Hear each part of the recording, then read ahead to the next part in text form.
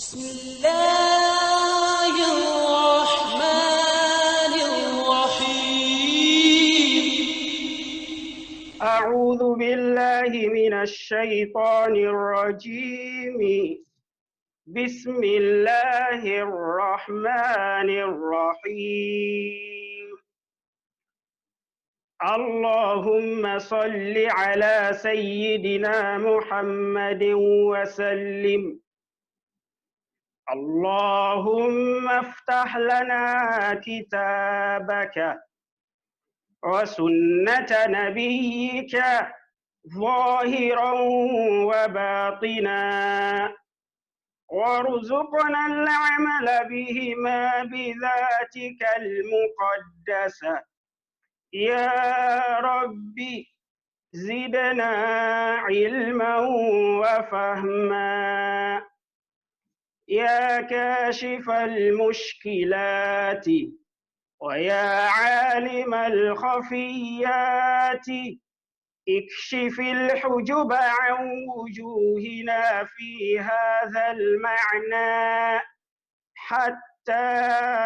نطلع على حقيقة هذه المسائل، واحفظنا عن الخطأ والضلال، وأنت الموفق لكل شيء، وأنت علام الغيوب. وإذا قرئ القرآن فاستمعوا له وأنصتوا لعلكم ترحمون. أعوذ بالله من الشيطان الرجيم. بسم الله الرحمن الرحيم. والعصر إن الإنسان لفي خسر إلا الذين آمنوا وعملوا الصالحات وتواصوا بالحق وتواصوا بالصبر. Adáwọ̀ pẹ́ fún Ọlọ́run Ọba, atọrọ àlékún ìkẹ́ àti ìgẹ̀ fún Ànábì wa Muhammad sallallahu alaihi wasallam. Ọba tí a dá ọpẹ́ fún òun náà lọ́ba tí ó sọ ẹnìkọ̀ọ̀kan wa, gbogbo ẹ̀yin tí ẹ ń wò wá tí ẹ sì ń gbọ́ wa káàkiri gbogbo ibi tẹ́ ti ń gbọ́ wa ní orílẹ̀-èdè ayé. Ọba tó tún fi ìṣọ́ rẹ̀ ṣọ́ ẹnìkọ̀ọ̀kan wa, tọ́ka wá kún ara àwọn tí Ramadan tọdún yìí tó bá láyé, ta tún wá ń kà á lọ ní méní méjì tọ́lọ́run tó fi pé kó tó débi tó dé dúró ní ọjọ́ òní. Kò kí ń ṣe mímọ̀ ṣe wa bí ò kí ń ṣe wípé àánú Ọlọ́run ọba lélẹ́yìí jẹ́ lórí wa, torí wípé alladhi khalaqal mawta wal hayata liyabluwakum ayyukum ahsanu amala wa huwal azizul ghafur. Àtàwọn tí à ń sẹ̀mí ni àtàwọn tí Ọlọ́run bá ti pé kí wọ́n papòdà nínú àwọn ènìyàn, gbogbo ẹ̀ náà Ọlọ́run ọba àdánwò ló fi ṣe fún wa. Ìdánwò ní kọ́lọ́run ọba kó má ṣáà jẹ́ ká pàṣẹ. Kí ni ìdánwò náà? Liyabluwakum ayyukum ahsanu amala. Ọlọ́run fi fẹ́ mẹ́ni tí ó ṣe dáadáa náà ni. Tani tí ó gbọ́rọ̀ Ọlọ́run ọba tí ó sì jẹ́ wípé sami'na wa ata'na ghufranaka rabbana wa ilaykal masir. Tani tí ó gbọ́rọ̀ Ọlọ́run ọba tí ó sì sọ pé tó ṣe bọ́lọ́ ọba ṣe fẹ́ ní mo ṣe tán, ṣe tánàbí sallallahu alaihi wasallam sọ fún wa ní mo ṣe tán láti tẹ̀lé. Ìdínú tọ́lọ́run ọba tó fi ń pín ká sì máa bẹ ní àṣẹ̀mí títí dọjọ́ òní. A wá fi ọ̀kan ṣoṣo Ọlọ́run àfi bẹ́ẹ̀ Ọlọ́run ọba kó má ṣáà fún wa ní ọ̀pọ̀lọpọ̀ ẹ̀mí gígùn àti àlàáfíà ara. Gbogbo àwọn ìbádàtù wa náà àti gbogbo àwọn ọ̀dọ̀rọ̀ àti wa síwájú Ọlọ́run ọba kó má ṣáà gbà ní ìbádà fún ẹnì kọ̀ọ̀kan wa. Àlékún kí a sì gàfọ́ ọba Ànábì wa Muhammad sallallahu alaihi wasallam àti gbogbo àwọn ará ilé Ànábì wa Muhammad àti gbogbo àwọn ashabu Ànábì wa Muhammad sallallahu alaihi wasallam àti gbogbo àwọn tí wọ́n bá tún tẹ̀lé manhaju Ànábì wa Muhammad sallallahu alaihi wasallam títí tí ó fi di ọjọ́ gbé di alqiyama. Àbí Ọlọ́run ọba gbogbo àwọn òbí wa Ọlọ́run dákun má ṣe bá ní ṣe àlékún dáadáa fún wọn. Àwọn tí wọ́n ń bẹ láyé nù wọn Ọlọ́run ẹ̀mí gígùn àti àlàáfíà ara Ọlọ́run má ṣe bá ní fi ta wọn lọ́rẹ. Gbogbo àwọn tí wọ́n ti papòdà àlékún kẹ́ àti ìgẹ̀ Ọlọ́run dákun má ṣe bá ní ṣe fún wọn. Gbogbo àwọn àfáà wa náà pátá Ọlọ́run bá ló sábàbí dáadáa fún ẹnì kọ̀ọ̀kan wa tó fi di pé tó Ọlọ́run bá lè pé ká lè máa wí Ọlọ́run má ṣe bá ní ṣàlékún dáadáa fún wọn. ọbẹ̀ látòrí bàbá wa àgbà Orísun mímọ́ Fadilatu Sheikh Murtada Abdulsalam bàbá wa àgbà ní Mahad àlékún kí ọlọ́run ọba àlékún bí ọlọ́run kọ́ mọ́sá bá ní rọ òjò rẹ̀ sínú kábàárì wọn tó fi wá lórí gbogbo àwọn àfa súnà náà pátápátá nílẹ̀ Yorùbá ní àwọn bàbá wa Sheikh Adam bàbá wa Sheikh Kamal àti gbogbo àwọn táyé wípé tó ààyè onígbà wá láti rí máa dákun bàbá wa àgbà Muhammad Abdulbaki níwò ọlọ́run dákun mọ́sá bá ní kẹ́ gbogbo wọn o gbogbo àwọn àfa wa náà tí wọ́n jẹ́ Lárúbáwá tí àgbà mímọ̀ látẹnu wọn ní Aziari ní káàkiri ayé ní Malaysia bí náà ní ọlọ́run dákun mọ́sá bá ní sanwó alẹ́sẹ̀ dáadáa ọlọ́run kan ṣoṣo orí ọlọ́run ọba mo kí gbogbo ẹ̀yin àfáà wa tí ẹ jẹ́ elétò kọ́lọ́run akọ́mọ́sá bá ní ṣe tẹ́ ń ṣe náà kọ́lọ́run kọ́ bá ní fi sínú mizan hasanat yín torí ìjọba àsìkò nǹkan tí a máa fi bá ìra wa sọ̀rọ̀ lónìí tí ìdánilẹ́kọ̀ọ́ wa tí ó máa dání lórí lónìí òun náà ni àlàyé nípa Suratul Asri ìkan lára àwọn súwàr tó ń bẹ nínú Al-Qur'an Suratul Asri tabawu aya mẹ́ta òun ni Suratul Asri òun ló jẹ́ ìdínú táwọn afá fi jẹ́ kó yé wa pé Suratul Asri ó jẹ́ ìkan lára àwọn súwàr tó jẹ́ wípé aya àwọn ó kéré a ní sọ pé àwọn súwàr kéékèèké no isa'atul adab ma'al Qur'an nìyẹn kò sí súra kan tó kéré torí ìtọ́lọ́wọ́ bá sọ fún wa nínú Qur'an ní wípé law anzalna hadha al-Qur'ana ala jabalin la ra'aytahu khashi'an mutasaddi'an min khashyati Allah wa tilka al-amthalu nadribuha lin-nasi la'allahum yatafakkarun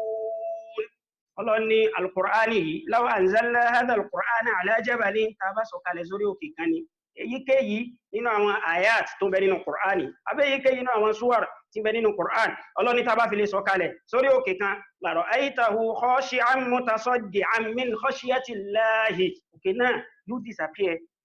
kí ni gàtí yóò disappear torí ìbẹ̀rù Ọlọ́run ọba torí wípé al-Qur'ani ni ọ̀rọ̀ Ọlọ́run ọba ni a sì rí wípé tó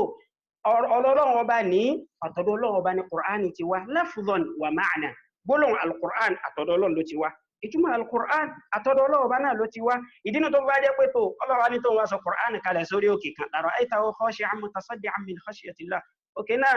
yóò máa disappear ni tá bá lọ wo qissa Ànábì wa Musa alayhi salatu wassalam nígbà tí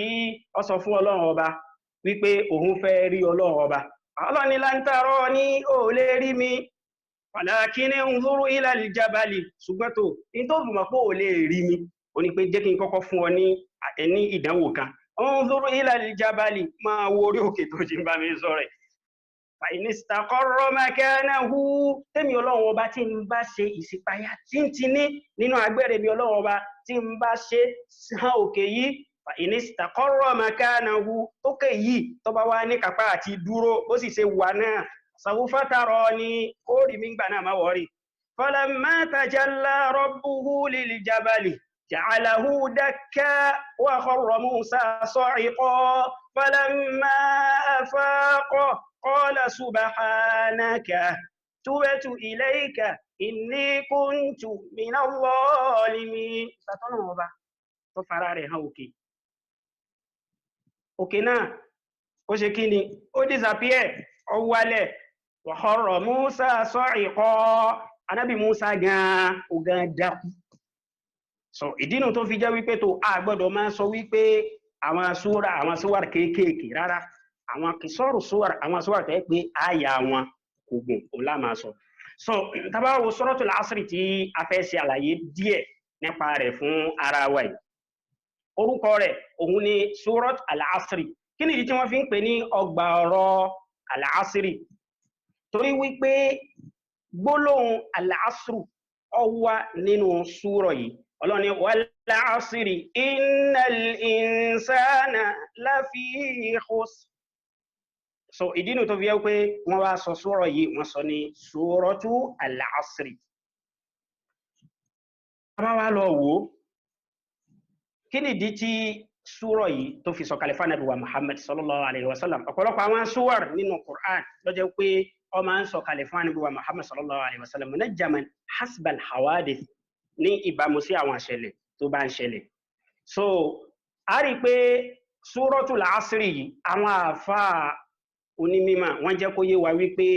hadithi kan tó wà sahih kò sí nípa pé bóyá ìdí báyìí òun ni Suratul Asri ló fi sọ̀kalẹ̀ fún Ànábì wa Muhammad sallallahu alayhi wa sallam. So nǹkan tá a kàn rí kà nípa súrọ̀ yìí òun ni wípé Suratul Asri ó jẹ́ ìkan lára àwọn súwar lára àwọn ọgbà ọ̀rọ̀ tí ń bẹ nínú Al-Qur'an tó jẹ́ wípé ìkan lára àwọn tí wọ́n ń dàdà parọ́ mọ́ Ọlọ́run ọba tí wọ́n ń gbẹ́rù gbọ́n rí lásìkò Ànábì wa Muhammad sallallahu alayhi wa sallam tí orúkọ rẹ̀ jẹ́ Musailamatul Kadhabi aláwọ̀ Musailamatul Kadhabu orúkọ tí a mọ̀ọ́mọ̀ tó pọ́pùlà nù ní ọ̀dọ̀ àwọn àfá. Musailamatul Kadhabi ó jẹ́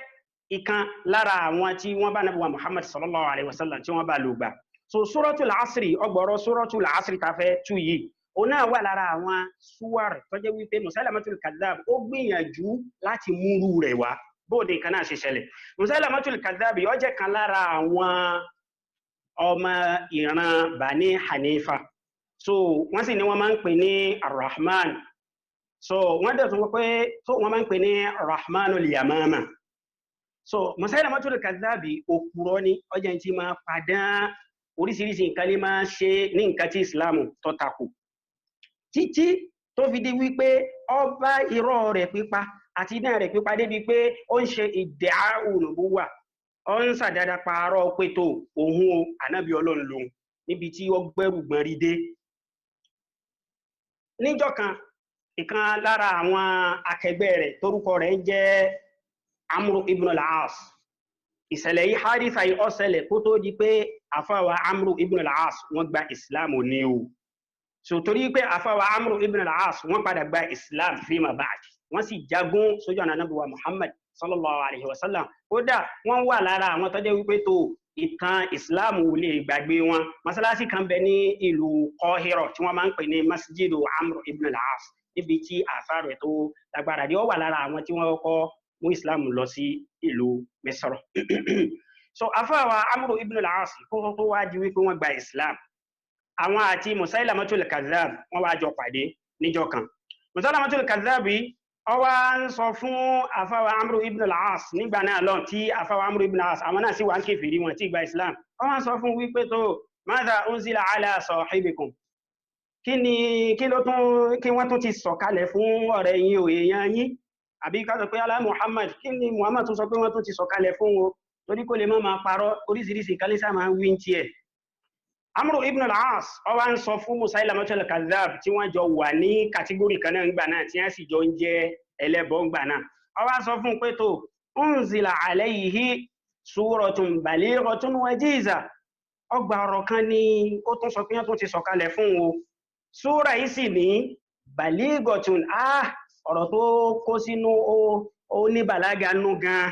wajizatun súra náà ní in tó kéré lójú ni òǹkà rẹ̀ kéré ṣùgbọ́n tó kó sínú ní òtúmọ̀ ó pọ̀ gan.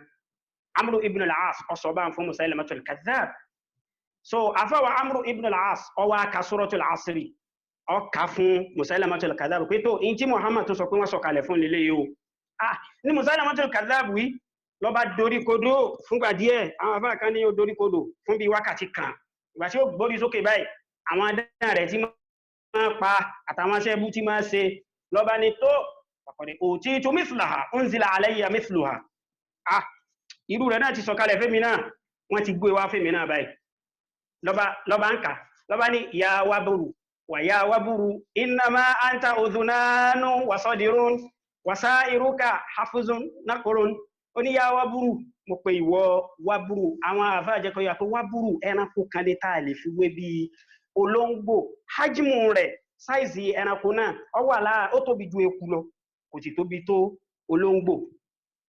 wọ́n ní bí ẹranko waburu yẹ bó ṣe rí nìyẹn ó ní innama anta udhunan in tí mo lè sọ ń pa rẹ̀ Musailamatul Kadhab ní sọ bá wọn innama anta udhunanu ó ní in tí mo lè sọ ń pa rẹ̀ náà ní pé tó o létí méjì etí ẹ tóbi díẹ̀ wasadirun o sì láyà náà tó náà tóbi díẹ̀ wasairuka hafuzun naqrun gbogbo yòókù kò ní ìtumọ̀ mọ́. Musailamatul Kadhab ó mú ọ̀rọ̀ yìí wá láti fi ṣe muhakatu Suratul Asri tí èkejì rẹ̀ Amru ibn al-As tó sọ wípé ó sọ kalẹ̀ fún Ànábì wa Muhammad sallallahu alaihi wasallam ìbàjẹ́ wọn Musailama al-Kadhdhab tó sọ ìsọkúsọ rẹ̀ yìí tó sọ tán ó bá sọ fún Amru ibn al-As ó bá sọ fún pé kí ni nǹkan tó rí sí tí èmi náà ka yìí tí wọ́n sọ kalẹ̀ fún mi náà kí ló rí sí Amru ibn al-As ó sọ fún wọn ní pé innaka la ta'lamu anni a'lamu annaka la takdhib ó ní ìwọ gan fúnra rẹ̀ mọ̀ Amru ibn al-As ó ń sọ fún Musailama al-Kadhdhab ó ní ìwọ gan fúnra rẹ̀ ó mọ̀ wípé èmi gan mo mọ̀ pé rọ́lọ́ ń pa tí ń túmọ̀ sí wípé gbogbo ń tọ́ ọ̀sọ̀ yìí mo mọ̀ pé rọ́ ni kò jọ èyí tí mo ní àsọ̀kalẹ̀ fún Muhammadu sallallahu alaihi wasallam torí wípé kí ni al-Qur'an ọ̀rọ̀ Ọlọ́run ọba ni wa innahu latanzilu rabbil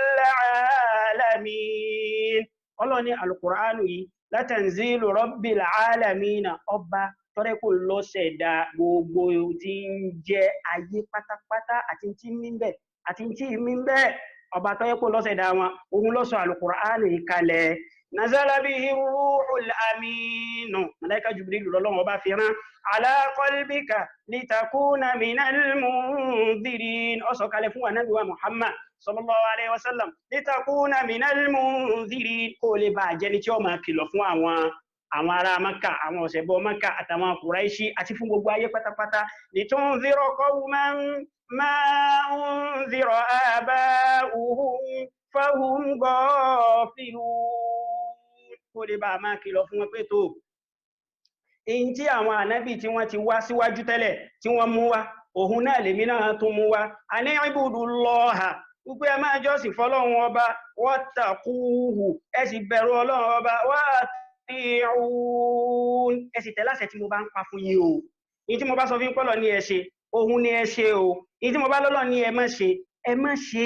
Ọlọ́run ọba sì ti tàhádà gbogbo èèyàn àtẹ̀yàn àtàlìjẹnú pátápátá Ọlọ́run ọba ti challenge wa látọjú ayé Ànábì wa Muhammad sallallahu alaihi wasallam òun náà lọ́lọ́run ti challenge wa pẹ̀lú Qur'an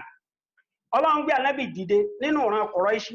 àwọn afáà sì jẹ́ wa pé ìran Quraishi ni lára àwọn ìran tó jẹ́ wípé wọ́n ní fasahatul lisan ni wọ́n jantọ́lá hàn àwọn náà ní lájà wọn ní ó clear jù nínú gbogbo àwọn alárúbáwá pátápátá Ọlọ́run wa mú Ànábì dìde láàrin wọn tábà lọ wo ìpìlẹ̀ Ànábì wa Muhammad sallallahu alaihi wasallam kó tó di pé Ọlọ́run ọba jẹ́ kó di òjíṣẹ́ Ọlọ́run ọba sọ fún Ànábì pé wa ma kunta tatlu min qablihi min kitab wala takhutuhu biyaminik idhan lartaba al-mubtilun ma kunta tatlu min qablihi min kitabin ibi wà Ànábì ọmọ nǹkankan kàtẹ́lẹ̀ ìgbà tí malaika Jibril tó yọ sá Ànábì wa Muhammad sallallahu alaihi wasallam nagaru Hira lọ́jọ́ kìíní àná tó sọ fún pé iqra kí la Ànábì sọ ma ana biqari ìmọ̀ nǹkankan ká kó tó rí kí malaika Jibril sọ fún pé iqra bismi rabbikal ladhi khalaq títí tó fi dé bí àyà márùn-ún bẹ̀rẹ̀ suratul Alaq Ọlọ́ni ma kunta tatlu min qablihi min kitabin ọmọ nǹkankan kàtẹ́lẹ̀ wala takhutuhu biyaminik òtún mọ̀ nǹkankan kọ idhan lartaba al-mubtilun tó bá yẹ kó bá mọ̀ nǹkan kàtẹ́lẹ̀ tó sì mọ̀ nǹkan kọ ni lartaba al-mubtilun àwọn oníbàjẹ́ yìí wọ́n máa ṣe iyèméjì tí wọ́n máa sọ náà ni pé kí lẹ expect ẹbọ yìí wáìtì ní tẹ́lẹ̀ náà ó mọ̀ nǹkan ká gan náà ó bí láti gan tẹ́lẹ̀ so gbogbo èyí tó mú àìkò lè jẹ́ tuntun sí wa Ọlọ́run bá wá mú Ànábì wa Muhammad sallallahu alaihi wasallam ó wá mú dìde ó wá ní huwa alladhi ba'atha fil ummiyina rasulan minhum yatlu alayhim ayatihi wa yuzakkihim wa yu'allimuhumul kitaba wal hikma wa in kanu min qablu lafi dalalin mubin Ọlọ́run wá ní Ànábì Muhammad sallallahu alaihi wasallam kọmọ nǹkan ká Ọlọ́run wá sọ Kùránì kalẹ̀ fún Ọlọ́run wá sọ fún gbogbo àwọn èèyàn àtàlìjànú Ọlọ́run ní ya ma'sharal jinni wal insi Ọlọ́run ní wa in kuntum fi raybin mimma nazzalna ala abdina fa'tu bi suratin min mithlihi wad'u shuhada'akum min dunillahi in kuntum sadiqin Ọlọ́run ní in kuntum fi raybin mimma nazzalna ala abdina tẹ́bá ń ṣe iyèméjì ń pàtà sọ̀kalẹ̀ fún ẹrúsìn wa Ànábì Muhammad sallallahu alaihi wasallam tí ó bá dáyín lójú pàwọ̀ Ọlọ́run ọba la sọ̀kalẹ̀ fa'tu bi suratin min mithlihi ẹmú súra péré tí ọjọ́ ẹ̀tì ẹ̀mú wá in kuntum sadiqina tọ́ ẹ̀kọ́ tọ́lẹ̀ bá ń sọ Ọlọ́run tó sọ pé tó tẹ́ bá ti mà pẹ́ ẹ̀tì ẹ̀lẹ́mú didi súra wa fa'tu bi ashri suwarin mithlihi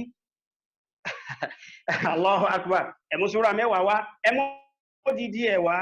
ṣùgbọ́n láyé nijtama'atil insu wal jinnu ala an ya'tu bimithli hadha al-Qur'an la ya'tuna bimithlihi walau kana ba'duhum li ba'din dhahira. Àtèèyàn àtàlìjànú láyé nijtama'ati tí wọ́n bá kójọ ala an ya'tu bimithli hadha al-Qur'an pé àwọn fẹ́ mú irú Qur'ani wa la ya'tuna bimithlihi Ọlọ́run ní kò possible wọn lè múrú ẹ̀ wá fa in lam taf'alu wa lan taf'alu فاتقوا النار التي وقودها الناس والحجارة إن لم تفعلوا بل شيء ولن تفعلوا الله نزوجك اوكي possible لي شيء لا لا مو بدو تواريبا فاتقوا النار التي وقودها الناس والحجارة يا برونة محمد كيلو fún yín o iná yé má ṣe runa yé e má ṣe na gi kò kin ṣe na gazi النار التي وقودها الناس والحجارة èyàn àti àwọn òkúta tí wọ́n bọ yẹn ìlọ́lọ́wọ́ bó fi máa kú náà ibi tá a ti lọ oníké Musailamatul Kadhdhab ọfẹ́ mú Kùránì ṣùgbọ́n kò lè rírú ẹ̀ mú wa láìláì. Musailamatul Kadhdhab ó gbìyànjú gan láti máa fi kanta Ànábì wa Muhammad sallallahu alayhi wa sallam ó sọ pé Ànábì Ọlọ́run lòun Ọlọ́run bá sì tásìrí ẹ̀ náà wọ́n ní njọ́ kan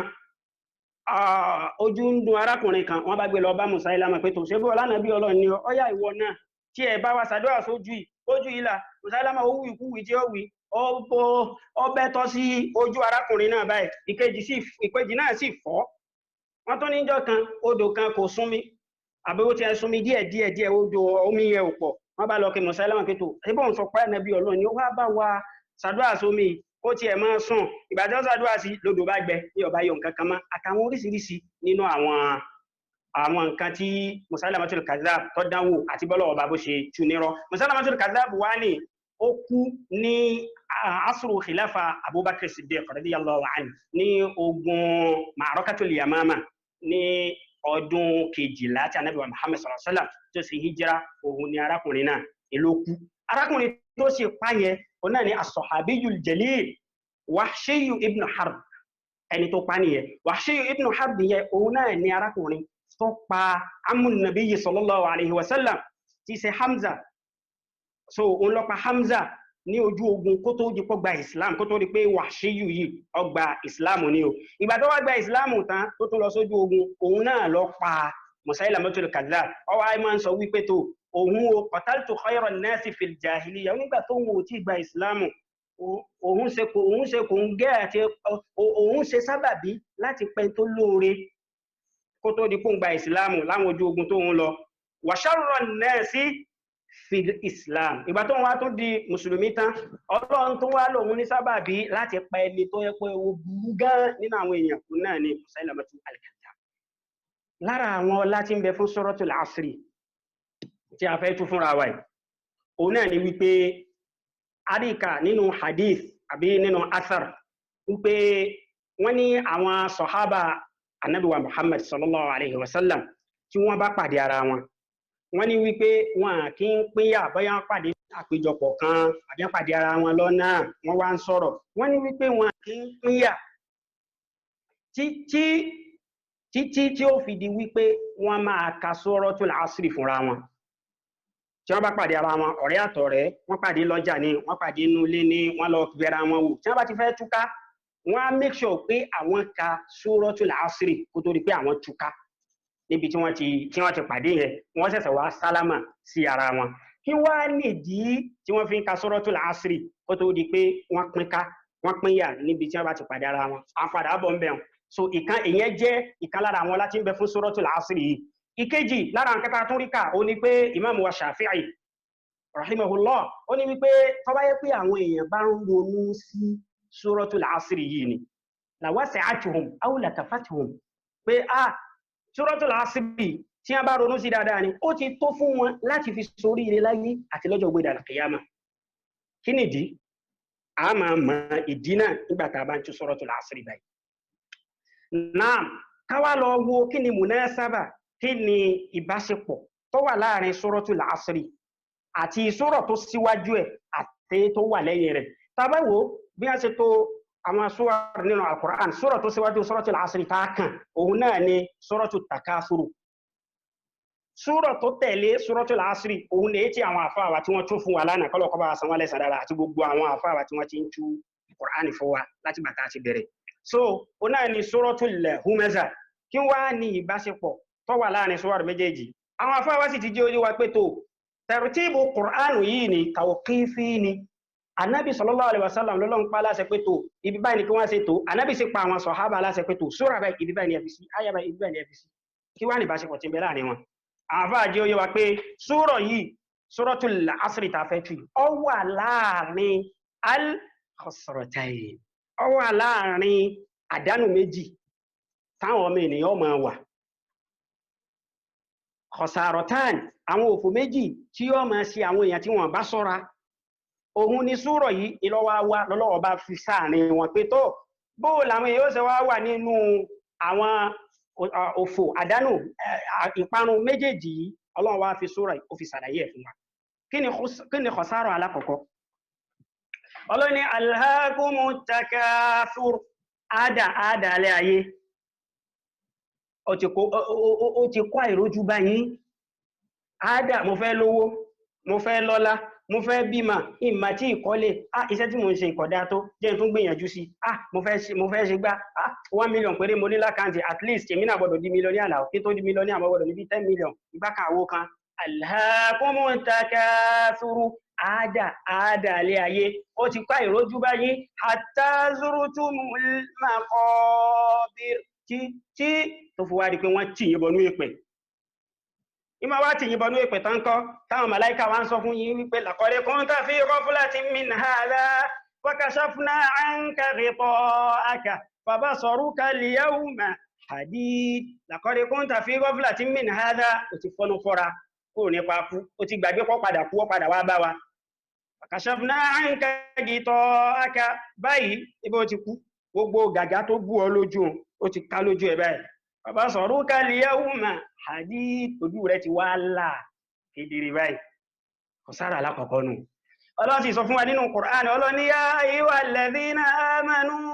la tulhikum amwalukum wala awladukum an dhikrillah wa man yaf'al dhalika fa ulaika humul khasirun. Lára àwọn òfò tó lè máa ṣe èèyàn láyé téèyàn yóò fi pàdánù ayé àtọ̀run òun ni pé kí ni la tulhikum amwalukum Ọlọ́run ní gbogbo ẹ̀yin tẹ́ gbèmí Ọlọ́run ọba gbọ́ lọ́kan ṣoṣo tẹ́ gbà pọ́jọ́ kan bẹ tẹ́ dúró níwájú èmi Ọlọ́run ọba huffatan urratan ghurla tẹ́ dúró ní hòhò láì wọ bàtà la tulhikum ẹ̀yà gbúnralẹ̀ ẹgbáradì ilẹ̀ dé ọjọ́ náà kì í máa ṣe ọjọ́ awẹ́wà yawma yafirru al-mar'u min akhihi ọjọ́ tó ma ìyá ọmọ sá fúnra wọn wa ummihi wa abi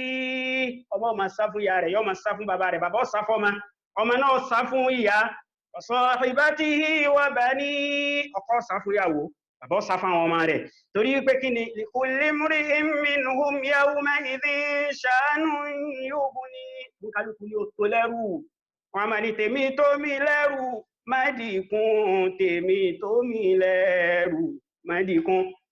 lọ́lọ́ ní la tulhikum amwalukum dúkìá yín ẹ má jẹ́ ó ká ìrójú bá yín o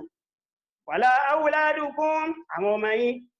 àwọn mọ̀lẹ́bí yín àwọn ìyàwó yín ẹ má jẹ́ wọ́n ká ìrójú bá yín an dhikrillahi kúrò níbi ìjọsìn Ọlọ́run ọba o kúrò níbi ìrántí Ọlọ́run ọba o wa man yaf'al dhalika ẹni tí kíní ìbá fi lè lọ ṣẹlẹ̀ sí tí ó mójú tó jọsìn Ọlọ́run tó jẹ́ wípé tó àádà ayé ní bá ká alladhi jama'a malan wa 'addada ìyẹn nínú sura tó tẹ̀lé Suratul Asri wailun likulli humazatin lumaza ìgbẹ́jìnà sí kí Ọlọ́run bá wọn bá ṣe tú fún wa lánàá ìparun Ọlọ́run kọ́ máa bá gbogbo ẹni tí máa sọ̀rọ̀ èèyàn tí máa búrúyàn àti wájú ẹ̀ ní o àti lẹ́yìn rẹ̀ ní o alladhi jama'a malan wa 'addada gbogbo ẹni tí máa kówó jọ sísá ń kà á èló mo ti wá ní lákàntì by First Bank èló ni ó wà lákàntì First Bank mi ok Wema Bank ok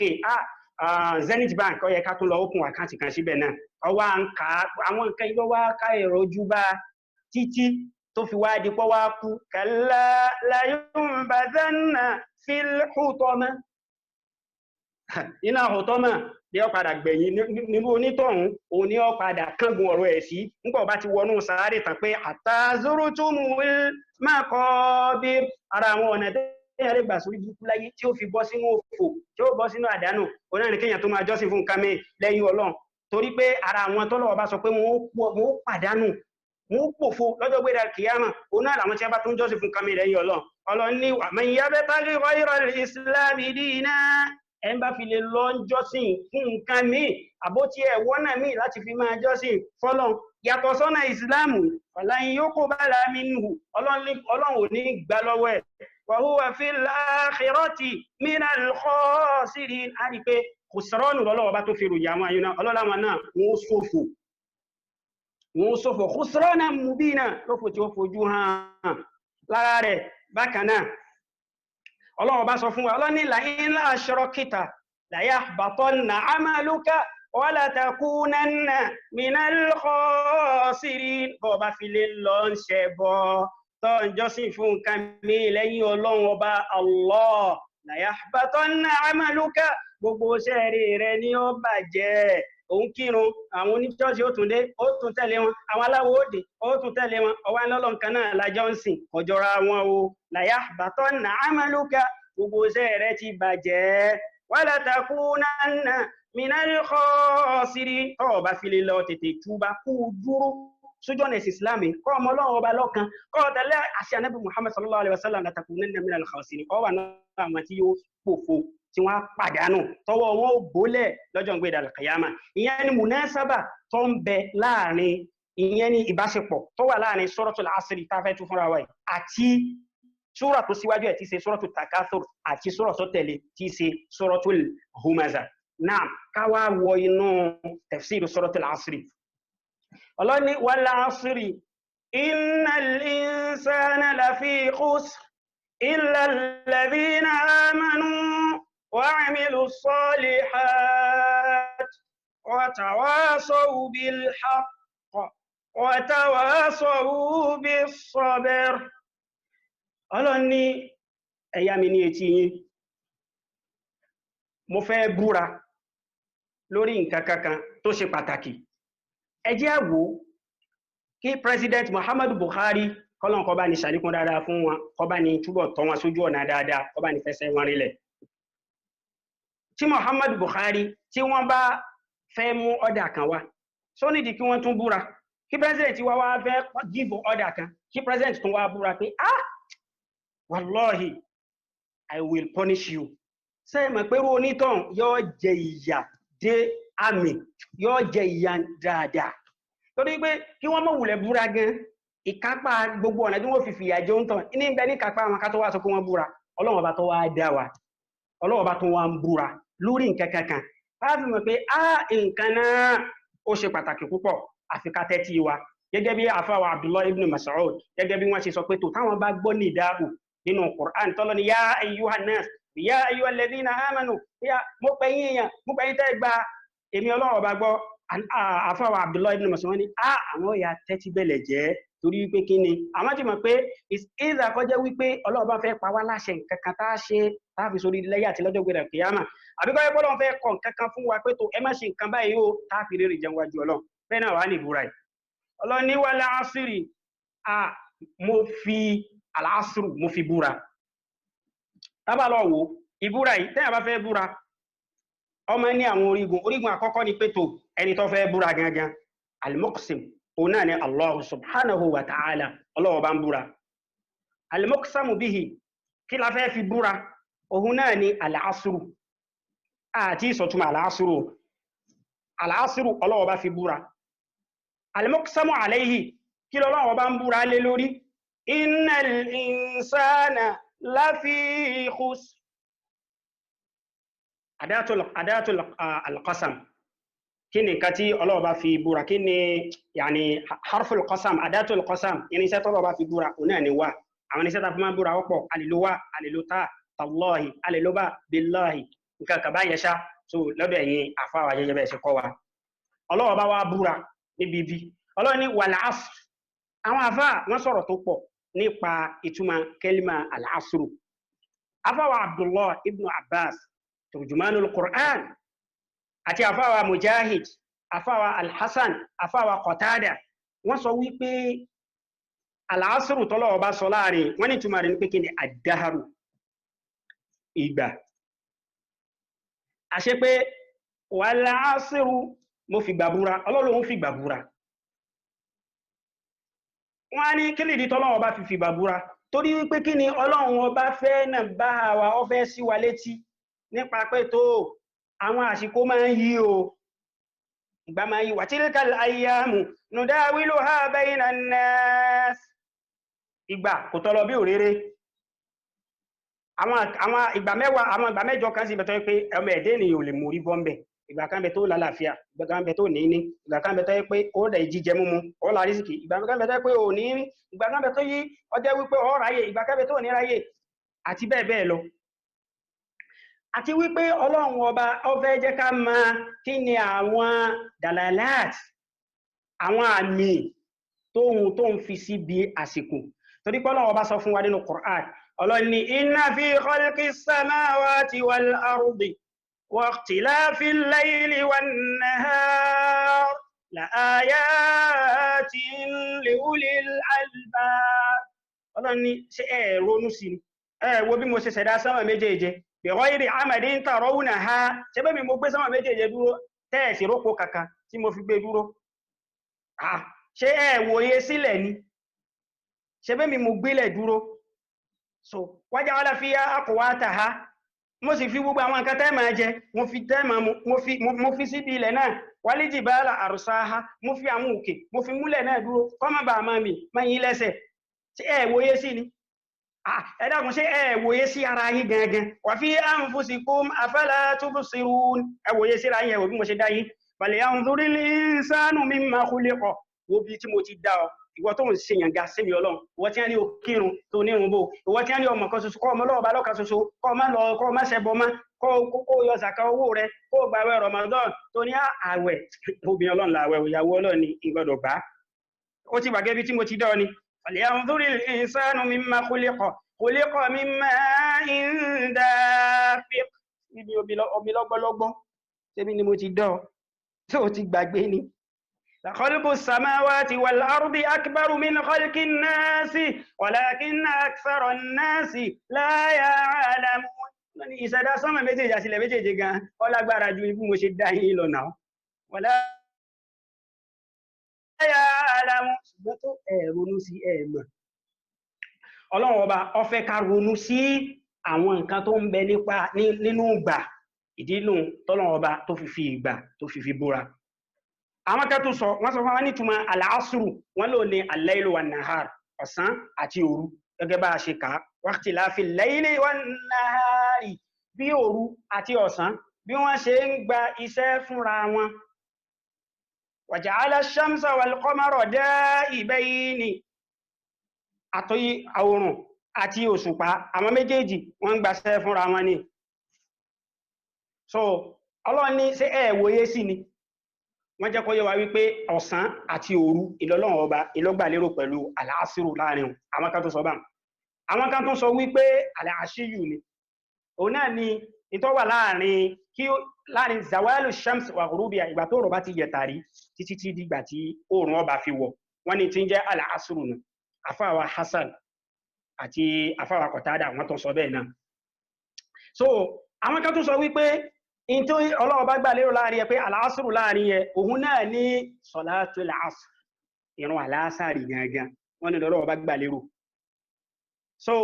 kí ló dé tí wọ́n sọ pé kí ni nǹkan tó fà tó fi yẹ pé salatul asr ni wọ́n ní pé tó torí pé salatul asr ní afdalus salawat ó wà lára àwọn ìrun tó lọ́lá jù Ọlọ́run sọ fún wa nínú Qur'an Ọlọ́run ní hafizu ala salawat was salatil wusta wa qumu lillahi qanitin hafizu ala salawati ẹ mójútó àwọn àrùn yín o ìrun wákàtí márààrún máa dọwọ́ rẹ̀ bọ́ ọba máa ti ń gbọ́ tí a bá máa pẹ̀rùn máa lọ kírun was-salatil wusta pàtàkì jùlọ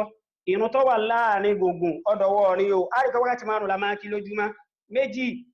níbẹ̀rẹ̀ méjì níparí alásàrí wá wà ní àárín wọn torí pé kí ni àsìkò yìí bí kẹ́lómi ó máa sùn lọ́wọ́ ó lóun sùn pẹ̀lú là yóò bá gbàgbé bí kẹ́lómi ó máa ṣe káràkátà yóò bá gbàgbé àti kírun was-salatil wusta mójútó ìrun àlásàrí o wa qumu lillahi qanitin ọlọ́run sì ní inna as-salata kanat 'ala al-mu'minina kitaban mawquta ìran ta ni ọmọ akí má wò pé bọ́yá àkípọ̀ ni máa jọlọ́n lójú o má lò pé bọ́yá gbà tó bá wù ọ́ lókì o as-salatu ta ni ọmọ akí kanat 'ala al-mu'minina kitaban mawquta àwọn ọlọ́run ta ni ọmọ akí àti fàṣìkò sí o ànábì sallallahu alayhi wa sallam ó sì ti ṣàlàyé rẹ̀ fún wa salatul jama'a kákínú ní jama'a olóore ju ká lọ dá ìrun kí lọ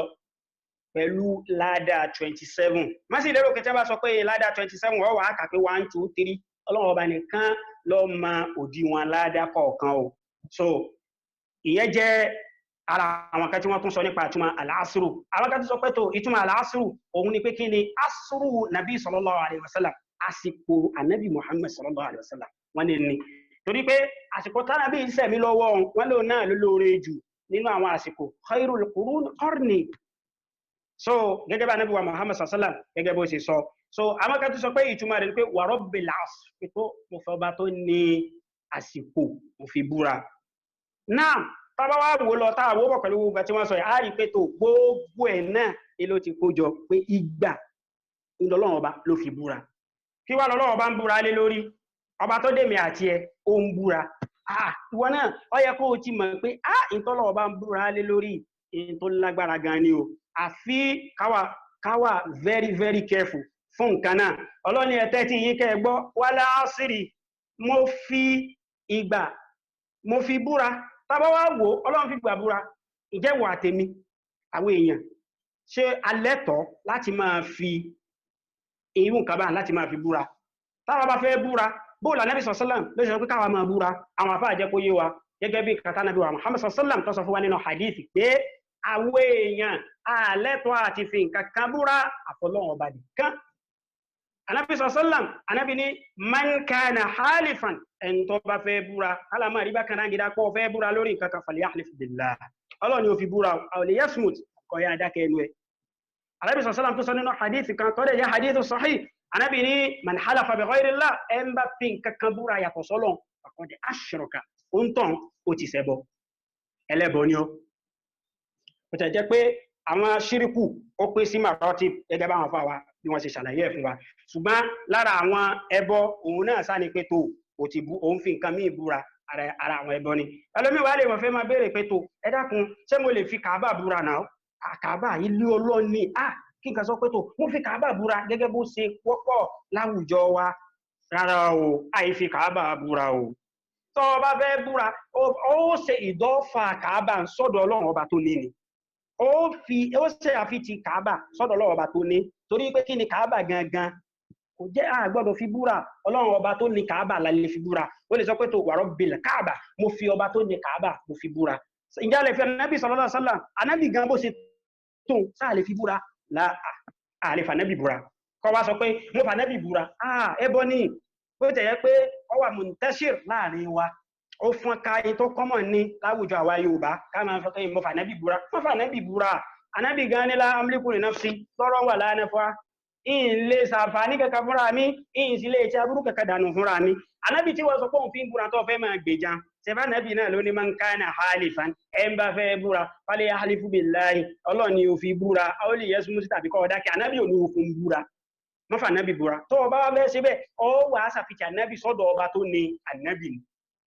sotori pa ànábì gan ànábì máa sọ pé tó walladhi nafsu muhammadin biyadi mo fi ẹni tí ẹ̀mí muhammad ń bẹ lọ́wọ́ rẹ̀ mo fi búra tó bá fẹ́ sọ bá wà sọ pé tó mo fi ọlọ́run ọba tó rán ànábì ń ṣe mo fi búra ìyàwó Aisha radiyallahu anha wọ́n máa ń sọ tí wọ́n bá fẹ́ búra ń gbà mí wọ́n ní walladhi ba'athaka bil haqq mo fi ọba tó dáwọ́ tó fi òdodo tó fi náà wọ muhammad mo fi búra ìyàwó Aisha ní mo fi wọ muhammad búra ṣe bí ìyàwó ànábì inú tó ń ti wá ṣe wá jẹ́ tọ́wà jẹ́ pé àwa láwàá mọ ọ̀ṣọ́ jùyà ọ̀ṣọ́ lọ má lérò pé wọ́n ló lè máa fànábì búra o ó lè fànábì búra o ànábì o èèyàn bíi ti wà lànábì òun náà ló sì kọ́ wá pé tó ọlọ́ọ̀ni ká máa fi búra ìyẹn jẹ́ mas'ala àti títí àárín ẹ̀ tí wà lọ́wọ́ bá búra lé lórí ọlọ́ni innal insana lafi khusr tẹ́tí ẹ̀kọ́ ọgbọ́ gbogbo èèyàn pátápátá tó bá ti di àsìkò ayé bá ń parẹ́ lọ innal insana gbogbo rẹ̀ èèyàn pátá gbogbo àtọkùnrin ní àtóbìnrin torí àwọn afáàjẹ́ kọ́ ya pé alif àti láàmù ti bẹ́ẹ̀ jinsiya ni gbogbo ran ló kójọ àtọkùnrin àtobìnrin ọmọdé àgbà ọ̀gá ọmọọṣẹ́ àtolórí àtẹ̀tí wọ́n ń darí láfi khusrin inú àdánù gbogbo wọn wà o inú òfò gbogbo wọn wà o inú àìtó ní gbogbo wọn wà o kí ni tó wá fà innal insana láfi khusrin wọ́n ní khusrin láàrin ẹ̀ àfáwà Ibn Abbas wọ́n jẹ́ kó yé wa wọ́n ní wípé ìtumọ̀ rẹ̀ òun náà ní kíni láfi hálàkà inú parun ìlànà èèyàn wà àfáwà Akhfash àwọn náà sọ bẹ́ẹ̀ àfáwà Farra wọ́n ní fi uquba wọ́n máa wà nínú ìyà inú ìyà gbogbo àwọn èèyàn wà nígbà náà torí pé kíni Ọlọ́run sọ fún wa nínú Qur'an ọlọ́ni wa ka'ayyin min qaryatin 'atat 'an amri rabbiha wa rusulihi fahasabnaha hisaban shadida wa 'adhabnaha 'adhaban nukra fadhaqat wabala amriha wa kana 'aqibatu amriha khusra wala rinu tan fi sọ wí pé tó ìtumọ̀ khusr láàrin yẹ ohun ni kíni uquba ìjìyà oríṣiríṣi ìyà lọ́lọ́wọ́ máa sọ kalẹ̀ lásìkò náà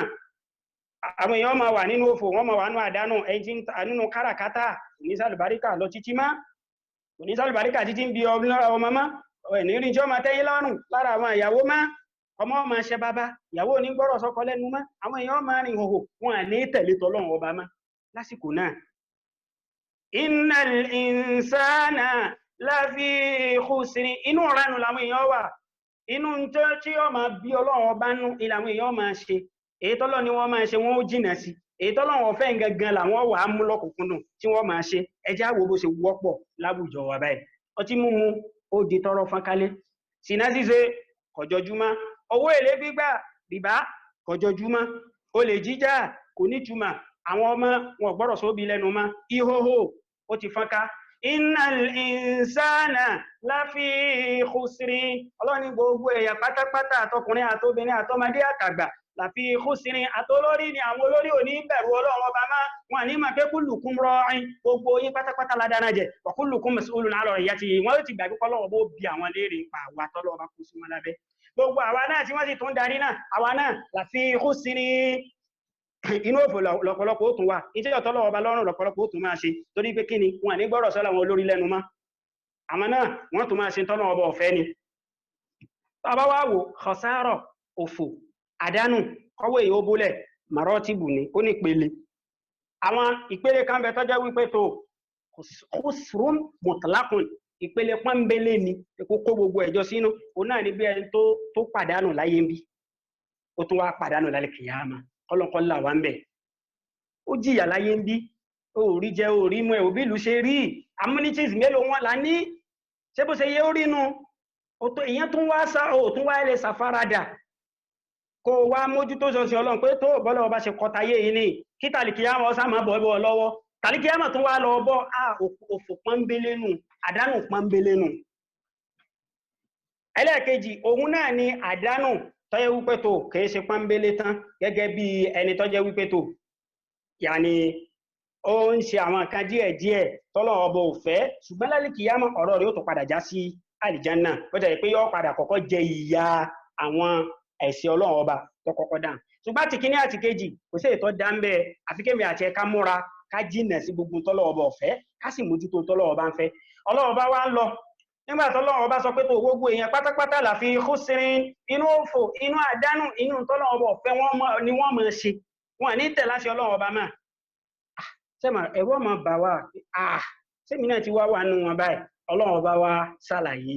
àwọn ará mẹ́rin kan nínú àwọn èèyàn àwọn àròyìn mẹ́rin kan táàrí lára àwọn èèyàn téèyàn fún mọ̀ pé tó èmi ò sí lára wọn ọlọ́run ọba ti là mí bẹ́ẹ̀ ọlọ́ni illal ladhina amanu wa amilu salihati wa tawasaw bil haqq wa tawasaw bis sabr ọlọ́ni ta ni ò ní sí nínú òfò ta ni ò ní sí nínú àdánù ta lọ́wọ́ rẹ̀ ò ní kólẹ̀ ta ni ò ní pòfo láyé ń bí àti lálẹ́ kìyàmà ta ni ó jẹ́ pé tó bá dé àwọn màláíkà mi tí wọ́n bá fẹ́ pàdé àwọn máa sọ fún pé alla takhafu má bẹ̀rù bí tó lọ wala tahzanu má bànújẹ́ nípa àwọn tó fẹ́ fílẹ̀ وأبشروا بالجنة التي كنتم توعدون tí wọ́n fi àlìjánà hàn báyìí pé tó ilé rẹ̀ lálìjánà òhun tí wọ́n a máa sọ fún pé yá ayyatuha nafsul mutma'inna irji'i ila rabbiki radiyatan mardiyah fadkhuli fi ibadi wadkhuli jannati. Àwọn wo ni? Illa alladhina amanu, ìròyìn àkọ́kọ́ tó fi wà nù wọn tó fi jèrè láyé ń bí tó jèrè lálkìyàmà al-imanu billah, kó gbọ́ Ọlọ́run ọba gbọ́, gba Ọlọ́run ọba gbọ́ bó ṣe yẹ kó gbà. Ya ayyuhal ladhina amanu lọ́lọ́ ọba máa ń wí. Ìgbà táwọn al-A'rab tí wọ́n lọ bá Nabi Muhammad sallallahu alaihi wasallam lọ́jọ́ kìíní àná tí wọ́n sọ fún pé tó amanna qalatil a'rabu amanna qul lam tu'minu walakin qulu aslamna walamma yadkhulil imanu fi qulubikum wa in tuti'u Allaha wa rasulahu la yalitkum min a'malikum shay'an. Ṣídé parí, qalatil a'rabu amanna, ọlọ́bá nàbí wọn ni àti gbọ́lọ́wọ́ ọba gbọ́ àti ní ìmánì sọ́lọ́. Ọlọ́run ní sọ fún wa lam tu'minu ẹ̀ tí gbọ́lọ́n gbọ́ walakin qulu aslamna, ṣùgbọ́n ẹ́sà sọ pé tó àti mùsùlùmí ni wá báyìí. Bó wá láàṣẹ wá gbọ́lọ́wọ́ ọba gbọ́ bó ṣe yẹ ká gbà á. Ọlọ́run ọba ó ti ṣàlàyé àwọn mùmìnì fún wa nínú al-Qur'an. Ọlọ́run ní qad aflahal mu'minun, àwọn mùmìnì ti jèrè. Ọya wa tẹ́tí o, sọ wà nù wọn. Alladhina hum fi salatihim khashi'un, àwọn tí wọ́n máa ń páyọ Ọlọ́run ọba nínú ọ̀ràn. Ẹ jẹ́ á wò ìròyìn àkọ́kọ́ tọ́lọ́run fi ròyìn àwọn mùmìnì, ìròyìn irun ní kálẹ̀bà àmọ́ manzila irun, kálẹ̀bà àmọ́ kù tí irun wà nínú Islam. Ànábì sallallahu sọ fún wa, Ànábì ní al-'ahdu alladhi baynana wa baynahumus salah, ìyàtọ̀ láàrin àwa àti kèfèrí, ìyàtọ̀ tẹ́ yóò fún àpẹẹlẹ̀ mùsùlùmí ni eléyìí kèfèrí ní ọ̀nà ìrun. Tó bá fi lè kírun èéṣe mùmìnì òdodo, ìwọ tó bá ti ń kí mùmìnì òdodo ó ti kọ́kọ́ jẹ́ mùmìnì bá. So Ọlọ́run ní ọjọ́ gbéra al-qiyama, ìgbà táwọn ọmọ náà bá wọ̀ náà tí àwọn màláìkà bá wọn bí wọ́n lẹ́rìí pé ma salakakum fi saqar, kí ló gbé yín tẹ́ fi wá dọmọ náà báyìí, kí ló gbé yín bọ́ sínú irú ìyà báyìí tẹ́ wá pàdánù báyìí, tẹ́yìn wá wà nínú àwọn tọ́lọ́ bá sọ pé innal insana lafi khusr. Nǹkan àkọ́kọ́ tí wọ́n kọ́kọ́ mú wá gẹ́gẹ́ bí reason tó gbé wọn wọ́ná kọ́ tẹ́tí òun náà ni pé kí ni qalu lam naku minal musallin, àìkírun gbàtà wà láyé ni, àìkírun ni. Allahu akbar. Ẹ tó jáwó lára àwọn súwàr táwọn afáwà ti tú fún wa. Ara'ayta alladhi yukadhibu bid-din fadhalika alladhi yad'u al-yatim wa la ya'uddu ala ta'amil miskin fawaylun lil musallin alladhina hum an salatihim sahun. Àwọn tó jẹ́ wípé tó wọ́n máa gbàgbéra ń pa àrùn. Irun ó ṣe kókó àti sọ tẹ́lẹ̀, inna as-salata kanat 'ala al-mu'minina kitaban mawquta. Ọlọ́run fásitì sí tó bá wá fẹ́ kí ó kí bá Nabi sallallahu alaihi wasallam bó ṣe ní ká kí ni. Ó sì ayọ̀ Ọlọ́run ọba lórí ìrun tó ń kí, kìí ṣe ìrun tó máa kí lọ́wọ́ tọ́kàn rí ó ti wo gba tí ó jẹ́ pé tó ibi tó ń lọ ìlọkàn rẹ̀ wà rárá. Ìrun tó kìí bi khushu' pẹ̀lú bẹ̀rù Ọlọ́run ọba, òun ni ìròyìn àkọ́kọ́ nu lára àwọn mùmínì. Walladhina hum 'anil lagwi mu'ridun, àwọn mùmínì òdodo òun làwọn tó yẹ pé tó wọ́n máa ń ṣẹ́rí kúrò níbi tí ò da, níbi tọ́lọ́run ọba tí ò jọnu sí, wọ́n á ṣẹ́rí kúrò ń bẹ̀. Ọlọ́run sọ fún wa pé tó وإذا سمعوا اللغو أعرضوا عنه وقالوا لنا أعمالنا ولكم أعمالكم سلام عليكم لا نبتغي الجاهلين. Ọlọ́run ní àwọn mùmínì òdodo إذا سمعوا اللغو tí wọ́n bá gbọ́ tí ó dá tí ó tẹ́ Ọlọ́run ọba lọ́rùn, ọ̀rọ̀ ẹ̀yìn, ọ̀rọ̀ àlùfàṣá, gẹ́gẹ́ bí wọ́n ṣe sọ fún wa lánàá, ọmọ búyà, ọmọ sọ tí ó dá ń pè èèyàn lójú rẹ̀ àti lẹ́yìn rẹ̀. إذا سمعوا اللغو àbí wọ́n bá ti ẹ̀fin tí ọ̀dá lọ wọ́n àrọ̀dú wá ní agbórípò ń bẹ̀. Qalu lana a'maluna, tó èmi lọ́lọ́wọ́ bó bilé rẹ̀ ń paṣẹ́ ní walakum a'malukum, ẹ̀yin náà lẹ́lọ jẹ́jọ́ tí yínà wájú Ọlọ́run ọba. Salamun alaykum, wọn kún nítorí ẹ̀ kí wọ́n sọ tí ó dá pé tó àsórí yóò pé ní tẹ́ẹ̀mọ́ nǹkan tẹ́ ń sọ ni wọ́n ní salamun alaykum, ìkẹ́ Ọlọ́run kó máa bá yín. Ìròyìn kejì nú tọ́lọ̀ bá fi ròyìn àwọn mùmínì òdodo. Walladhina hum 'anil lagwi mu'ridun, wọ́n máa gún pò bí tí ọ̀dá wọn jìnà sí. Walladhina hum lizzakati fa'ilun, ara wọn ròyìn mùmínì òdodo, ó máa yọ zakao, zakao owó rẹ̀ ó máa yọ, tó bá ti gbọ́ ní sọ́ọ̀b, ó yọ, ó sì yọ zakatul fitri náà, torí pé kíni walladhina yaknizuna adh-dhahaba wal-fidda, gbogbo ẹni tí ń kọ̀rọ̀ ọjọ́, ọjọ́ gold ni ọjọ́ silver ni ọjọ́ náírà ni dọ́là ni euro ni wala yunfiqunaha fi sabilillah náà sójú ọ̀nà ọlọ́run ọba tó pé hákù ọlọ́run ọba lórí ìwọ ọlọ́run tó ọ̀yọ́ ń bẹ̀ fabashshirhum bi'adhabin alim ọlọ́run ní tó ìyà ẹlẹ́tẹ̀ẹ́ lérò níbẹ̀ fún irú ìyàwó yawma yuhma 'alayha fi nari jahannama àtùkùwá bí ájìbá wuhum wa junubuhum torí àsìkò lára àwọn àròyìn tọ́lọ̀wọ̀n ọba tó tó fi ròyìn àwọn múmìnì òdodo ọlọ́ni walladhina hum li furujihim hafidhun àwọn múmìnì òdodo wọn a máa ṣọ́ abẹ́ wọn Ànábì sallam Ànábì níta ni yóò ìṣọ́ nǹkan méjì kan fún mi tèmi náà kí n sì fún ní garanti pé wà lìjánà Ànábì níta ni yóò ìṣọ́ ahọ́n rẹ̀ àti nǹkan tí ń bẹ láàrin itan rẹ̀ méjèèjì fún mi tó bá fi lè mójútó tó sọ tí ọ̀dá jáde lẹ́nu tó rántí pé tó ma yalfidhu min qawlin gbogbo tó bá sọ jáde lẹ́nu illa ladayhi raqibun atid raqib àti atid wọ́n ti kọ́ lẹ́wọ̀ wa inna alaykum la hafidhin tó rántí pé tó àwọn màláíkà kan bẹ tọ́lọ̀ bá fi tì wá kiraman katibina àwọn alápàdé ni wọ́n mọ̀ nǹkan kọ́kọ́ ya'lamuna ma taf'alun gbogbo tó ṣe ní kọ̀kọ̀ àti ní gbangba gbogbo wọn mọ̀ tó bá tilẹ̀kùn máa rí tó paná tó ṣe gbogbo ẹ̀ tó wá ń ṣe zìnà ọlọ́run ọba rí ọ lọ́lọ́run fi sọ pé walladhina hum li furujihim hafidhuna àwọn mùmínì òdodo wọn máa ṣọ́ abẹ́ wọn lára àwọn àròyìn mùmínì òdodo ó náà ní pé tó ní illa ala azwajihim aw ma malakat aymanuhum fa innahum ghayru malumin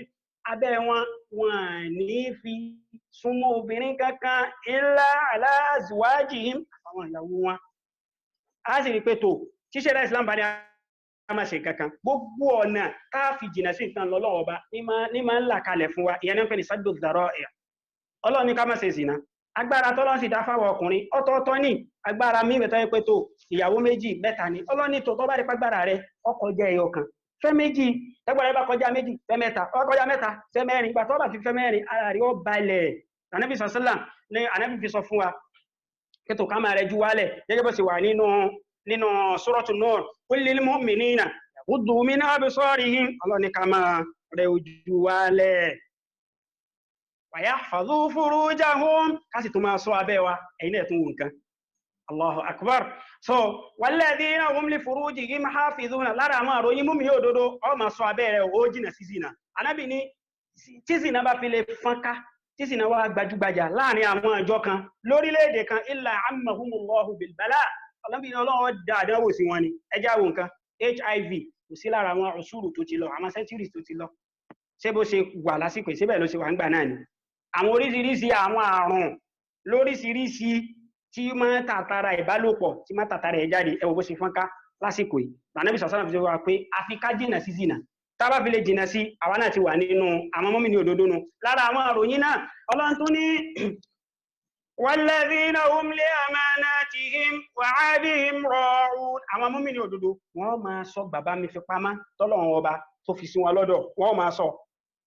bàbá mi fi pamọ́ táwọn èèyàn tó fi sí wọn lọ́dọ̀ wọ́n máa sọ kini bàbá fi wá mọ́ tọ́lọ̀ bá fi sí wa lọ́dọ̀ inna aradna al-amanata ala as-samawati wal-ardi wal-jibali fa abayna an yahmilnaha wa ashfaqna minha wa hamalaha al-insanu innahu kana zaluman jahula Ọlọ́ni tó agbé àmánà àṣẹ àrùdẹ̀ sí sama sọ́gbà sama kọ ilẹ̀ sọ́gbà ilẹ̀ náà kọ wal-jibali òkè àwọn oríṣiríṣi òkè gbogbo òkè Ọlọ́run ọba ó ṣe àrùdẹ̀ sí wọn fẹ́ tó sẹ́gbà àmánà ìmí Ọlọ́run sẹ́lẹ̀ jọ́sìn fọ́lú Ọlọ́run ọba nìkan ṣe ní bá pàí láti sẹ́lẹ̀ máa ṣe fàbẹ́yìnà ayé hamilnaha wọ́n kọ́ wa hamalaha al-insanu àwọn èèyàn látẹ́wọ́ gba àmánà o kí ni àmánà náà wa idh akhadha rabbuka min bani adama min zuhurihim alastu bi rabbikum qalu bala shahidna an taqulu yawma al-qiyamati inna kunna an hadha ghafilin àmánà náà ni pé kí ni alastu bi rabbikum sẹ́mi kọ́ lọ́wọ́ bá yín sẹ́mi láì máa jọ́sìn fún abẹ́mi kọ́ qalu bala àti gba àmánà àti sọ bọ́lọ́n pẹ́tọ̀ ìwọ lọ́wọ́ bá láàmà jọ́sìn fún alódé ńgbà tàdáyé tán tààlà ní jọ́sìn fọ́lọ́wọ́ bá má ta ní tànábì Muhammad sallallahu alaihi wasallam ta ní ti ẹ̀bọ́ lọ́lọ́wọ́ bá fi sọ pẹ́tọ̀ walladhina hum li amanatihim àwọn mọ́mí ní òdodo wọn máa sọ àmánà ìmí Ọlọ́run ọba wa adihim ra'un ara àwọn àmánà tọ́lọ́run ọba tó fi sí wa lọ́wọ́ òun náà lórí èkéríkì ara wa ojú ẹ̀ àmánà ni ó fún tí ọ̀dà ẹnu ẹ̀ àmánà ni ọwọ́ rẹ̀ àmánà ni gbogbo ara rẹ̀ àmánà ni kó o sì rántí pé tó bá dọjọ́ gbé dàlkìyàmà gbogbo tó ṣe pátápátá ó ti wà lákọọ́lẹ̀ ó sì nílé dìfẹ́ǹdì ààrẹ al-yawma nakhtimu ala afwahihim ọlọ́wọ́ bó ti ẹnu ẹ̀ pa wa tukallimuna aydihim tó bá dọjọ́ gbé dàlkìyàmà ọwọ́ rẹ̀ ni ó máa sọ̀rọ̀ wa tashhadu arjuluhum bima kanu yaksibun ẹsẹ̀ rẹ̀ náà tó máa sọ gbogbo nǹkan tó fi ṣe ọlọ́pàá máa sọ fún wa ní Suratu Fussilat ọlọ́ni wa qalu li juludihim lima shahidtum alayna wọ́n máa sọ fún oríkèríkè ara wọn lima shahidtum alayna kí ló ní tẹ́ fi ń jẹ́rìí ilé alórí báyìí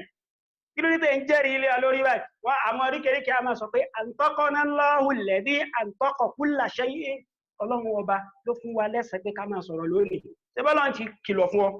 alam yatikum nadhir ìkìlọ̀ òde wa bọ̀ ni ṣebí torí tọ́lọ́ àfisà Kùránì kalifa nabi sallallahu alaihi pé kí ni litunzira qauman ma unzira aba'uhum fahum ghafilun alla yakuna linnasi ala Allahi hujjatun ba'da rusuli kẹ́dì kẹ́kẹ́ mọ́ bá fi lè ní àwíjàre lórí ọlọ́dọ̀ ọlọ́ọba náà ni so ara àwọn àmánà ọlọ́ọba oní gbogbo tá a dákọ̀ ọgbọ̀dọ̀ máa sọ tó bá fẹ́ jẹ́ múmi ní òdodo wa ahdihim ra'un so gbogbo àwọn àdéhùn rẹ̀ náà ọ máa pé ọlọ́ni inna Allaha ya'murukum an tu'addu al-amanati ila ahliha gbogbo àwọn àmánà tí wọ́n bá fi sí lọ́dọ̀ máa sọ kó o sì dá padà fáwọn tí wọ́n bá ní anábì Muhammad sallallahu alaihi wasallam tó tó ipò di anábì gan ó wà mashhur ó gbajúmọ̀ as-sadiqil amin ni wọ́n máa pa anábì trustworthy someone that you can trust ẹ tó lè fi ọkàn balẹ̀ sí lọ́dọ̀ wọn ní jábá fi nǹkan pamọ́ sí anábì báyìí tí wọ́n bá di owó tí wọ́n bá di bí wọ́n bá ṣe di gẹ́lẹ́ bẹ́ẹ̀ anábì ó sì gbé fún wọn ẹ tó jáwò ìgbà tí anábì sallallahu alaihi wasallam tó tó fẹ́ ṣe hijira gan lọ sí Madina àwọn afájẹ kó yà pé ìdí tá Ànábì sallallahu alaihi wasallam sọ pé kí Ali kó sì dúró sí Maka ó ní pé kí ni kó lè bá àdá gbogbo àwọn àmánà tí wọ́n fi pamọ́ sọ́dọ̀ Ànábì kó lè bá àdá padà fún àwọn tí wọ́n ní lára àwọn ọ̀rọ̀ yìí múmínú òdòdó tọ́lọ́ ọba sọ fún wa nínú Suratul Mu'minun ọlọ́ni walladhina hum ala salawatihim yuhafizun ìtọ́lọ́ ọba tún fi parí àwọn àròyìn náà ìrun tún ní o as-salatu Ànábì sallallahu alaihi wasallam nígbà tó fẹ́ papòdà ebi ìtànàbí ń pariwo ní pé as-salatu irun ma dọwọ́ yìí ẹ ma mójú tó rùn torí pé kí ni àkọ́kọ́ tọ́lọ́wọ́ ọba tí ó kọ́kọ́ túwò nínú ìwé iṣẹ́ wa tọ́ba dojú ìwé al-qiyama ó náà nírun bí irun bá ti dá masha Allah yóò kú ọ̀dà torí pé kí ni inna as-salata tanha 'anil fahsha'i wal munkar irun máa kọ́ tí ó dá fún yẹn irun máa kọ́ wà bàjẹ́ fún yẹn ni irun ló fi pé tó irun ọlọ́run ọba ń kan pa máa pọ̀ agbọ́dọ̀ mójú tó rùn tó bá fẹ́ jẹ́ mùmínì òdodo amaro ita kale ó mójútó dáadáa ó mójútó illa alladhina amanu ní suratul asri tanchu ẹgbà wọn àfàwọn tí wọ́n bá gbọ́ Ọlọ́run ọba gbọ́ ke wá ṣe pé wọ́n gbọ́ Ọlọ́run ọba gbọ́ nìkan tí wọ́n máa sọ pé tó èmi tí mùmínì mi mi kò ní ìdí kankan mo tá ti gbọ́ Ọlọ́run ọba gbọ́ Nasir lórúkọ mi Abdullahi mo nje Ismail ni mi wa amilu solihati ìròyìn kejì tó fi là kúrò níbi òfò níbi àdánù tó fi jèrè láyé àti lọ́jọ́ gbẹ̀rẹ̀ kìyàmà wà nílò sọ́ọ̀lẹ́hàtì ó tún wá máa ṣiṣẹ́ rẹ̀ ó mójútó iṣẹ́ rẹ̀ àwọn ọ̀ràn ẹ̀yàn ọlọ́run ọba ní kó máa ṣe ó mójútó ìntánẹ́bì sọ pé ká má jíṣe ká jìnà sí wà á jìnà sí ọlọ́ni wà máa átákùmù rọ́súùlù gbogbo tí ànábì tó mú wá fún yín tó bá ti pa yín láti pé kẹ́ máa ṣe fáhùdúhù ẹgbàmú gbogbo ẹ̀ lọ́lọ́run ọba ní agbàmú má ṣe mistake o eléyìí ni mo lè ṣe ntí lè ṣe léyìí má ṣe mistake o wa ma nahakum anhu ìntánàbí bá kọ̀ fún yín pé ẹ má ṣe fantahu ẹja wọn bẹ̀ pátápátá ẹlọ́wọ́ bá ti sọ pé fahal antum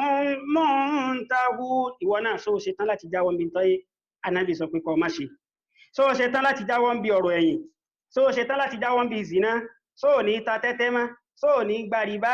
sọ ní parọ́ sọ ní gbowó ẹ̀yìn fahal antum muntahun àfikọ́ lọ jáwọ́ afala yatubuna ila Allahi wa yastaghfirunahu àsìkò mà ti tó fún ọ ọmọ ẹ̀yẹkọ́ ọmọ ti túbá lọ sọ́dọ̀ Ọlọ́run gbogbo tí máa ń ṣẹlẹ̀ láyé yìí ọmọ ẹ̀yẹkọ́ ọmọ pẹ́ tó àti Ọlọ́run ọba máa lágbára anytime lọ mà lè kú anytime la mà lè kú látàtí kún ilá bá fẹ́ tàtàn òjijì ní kú ó dé ẹni tó tó ọ ti lọ ẹni tí ò tó ọ ti lọ láàrin àsìkò tílẹ̀ mẹ́yì Ọlọ́run mọ iye ẹ̀mí tó ti papòdà síwájú Ọlọ́run sọmọgbà títí ẹ náà tí ó dé àfi kó múra o múra síṣẹ́ rẹ̀ gbogbo tánàbí ni o máa ṣe tètè jìnà sí tètè túbá oṣù túbá láwàá lànàbí sọ̀sọ́là fi jẹ́ kó yá pé tó rọ́gìmà áàrùn ọmọ àgbọ́ fún o gbẹ̀jìnà sí kí ọlọ́run kọ́ máa bó ń tàn wò kọ́ máa ṣe fún o ta ló ń tàn òun ẹni pé mẹ́ni àdìrọ́kà Ramadan ẹ̀ǹtẹ́ Ramadan balaye fọlámi yóò farúlà hu tí ò tún wá rí àforíjì ọlọ́run àfàlà yatubuna ila Allahi tètè lọ túbá wa yastaghfirunahu wá foríjì ọlọ́run ọba lọ́ọ̀mà pé tó gbogbo òṣòro tó ní ọlọ́run ọba nìkan ilé lè ṣe kíni ló lè mú kú òfin ọ o lọ́ọ̀mà wípé tó tọ́ ọba fi lè túbá tọ́ jáwọ́ ń bí ẹ̀ṣẹ̀ ní kí jẹ́ kí àdúrà ọgbà tọ́ bá fi lè túbá tọ́lọ́wọ́ bá sì ṣàforíjì fún ọ yursilis samaa alaykum midrara jíjẹ mímú rí ọ̀rọ̀ rùn sórí gbogbo hálàhílò tó ń bá kàn tẹ́ẹ̀pẹ́ tó àjẹ́ àmú náà ní òjò ọmọ aráyè kírun ó ní òjò ọmọ aráyè gbọ́rọ̀ ọlọ́ ó ní òjò ọmọ tẹ̀láṣì ọlọ́run sórí ìwọ lọ́mọ jọ́sìn fọlọ́run máa kírun wákàtí márààrún ẹ̀ jìnnà sí rọ́ pípa àrí ọmọ ta tẹ́tẹ́ má ìwọ má mutí ìwọ má ṣe zìnà kọ́ wá wò àdéhùn tọ́lọ́wọ́ bá sọ ní pé tó yursilis samaa alaykum midrara ọlọ́run ó ṣe àrísìkí rẹ̀ yóò ṣe rọrùn fún yumdidukum bi amwalin wa banina ọlọ́run ọba yóò fà àlùbáríkà sínú dúkìá rẹ̀ yóò fà àlùbáríkà sínú gbogbo àwọn ọmọ rẹ̀ wa yaj'al lakum jannatin wa yaj'al lakum anhara àtibọ̀tán rẹ̀ yóò tó dáa ìgbésí ayé rẹ̀ yóò rọrùn illa alladhina amanu suratul asri àfi kó gbọ́ lọ́wọ́ bá gbọ́ bó ṣe yẹ kó gbà ó irú gbàgbọ́ wo là ń sọ qawlun bil lisan ó sọ pé tó innani minal muslimin wa man ahsanu qawlan mimman da'a ila Allah ó sọ pé mùsùlùmí ni mí mo gbọ́ lọ́wọ́ bá gbọ́ Muhammad lórúkọ mi wa amila salihan amalun bil jawarih ó tún máa ṣiṣẹ́ rẹ̀ tán ó máa ṣiṣẹ́ rẹ̀ tán mú mi ní òdodo ẹ bá wọn parọ́ múmi ní òdodo gbowó ẹ̀yìn múmi ní òdodo kèé gbowó èlé múmi ní òdodo jẹ rìbá múmi ní òdodo máa ń tá fún sí náà ni múmi ní òdodo gbọdọ̀ máa sọ ahọ́n rẹ̀ tasdiqun bil qalb ọkàn rẹ̀ náà ó sì tún gbà bẹ́ẹ̀ pé tó ọ̀kan ṣoṣo lọ́lọ́run ọmọ pé tó la ilaha illallahu qul huwallahu ahadun ọ̀kan ṣoṣo ni ó nìkan la gbọdọ̀ jọ́sìn fún Allahu Samadu gbogbo bùkátà mi pátápátá ọ̀dọ̀ Ọlọ́run ọba mo gbọ́dọ̀ darí rẹ̀ kọ́ torí pé Ọlọ́run ọba ní máa ń pèsè jíjẹ mímu fẹ́dà Allahu Samadu Ọlọ́run ọba tí ń darí gbogbo nǹkan ọgbà pẹ̀tò bí dáadáa bá ṣẹlẹ̀ sí ọ àtọ́lọ́dọ̀ ni bí tí yóò tí Ọlọ́run náà bá tún ṣẹlẹ̀ sí ọ ọgbà pátọ́dọ̀ lọ ni torí pé arkanul iman sitta àwọn orígun ìgbàgbọ́ mẹ́fà náà ni ọgbà Ọlọ́run gbọ́ ọgbà nábì gbọ́ ọgbà àwọn màláyíkà gbọ́ àwọn tírà tọ́lọ́wọ́ bá ti sọ̀kalẹ̀ síwájú ọgbà gbọ́ àwọn ọjọ́ gbẹ̀dà kìyàmà ó tún gba ọjọ́ gbẹ̀dà kìyàmà gbọ́ àti gbogbo tọ́lọ ní ọ̀sẹ̀lẹ̀ lọ́jọ́ gbẹ̀dà kìyàmà ọgbọ̀dọ̀ gbàgbọ́ ó sì tó gba kádàrà náà gbọ́ kìí ṣe pé kí nǹkan kan má ti ṣẹlẹ̀ ó ti máa sáré ro sí lágbájá ó ti máa lọlé babaláwo ó ti máa lọ chọ́ọ̀chì in tó ṣẹlẹ̀ Ọlọ́run fẹ́ fi ìgbàgbọ́ rẹ̀ wò ní Ọlọ́run fẹ́ fi mọ̀ bó yóò sì dúró níwájú òun Ọlọ́run ọba ní bí tí ọ̀tí Ọlọ́run bó bá ṣẹlẹ̀ sí ọ sàínú bí sọ́bírì wá sọ́láàtì ọlọ́nìtò ẹ máa wá ìrànlọ́wọ́ èmi Ọlọ́run ọba lórí bùkátà yín lórí ìṣòro yín ìsọ́búrì pẹ̀lú sùúrù pẹ̀lú àwẹ̀ gbígbà wọ́n sọ́láàtì àti irun tún wọn kan inú lọ́lọ́ ọba tó dákọ̀ láàrin wà á mélòó sọ́ọ̀lẹ̀ ààtì ìwọ múmi ní òdodo ó tún máa ṣiṣẹ́ rí tó bá fẹ́ là kúrò nínú òfò láyé àti lọ́jọ́ gbé dàrẹ̀ kàyàmà kí wá ní ìròyìn ẹlẹ́ẹ̀kẹta tẹ́ yóò fi là níbi aburú ayé àti tàlìkìyàmà tẹ́ yóò fi níwà náà àwọn tí ó pẹ́tọ̀ làfíìkù sí ní tí wọ́n wà ní òfò lásìkò tá wáyé watawasaw bil haqq ara tó tún ṣe pàtàkì nù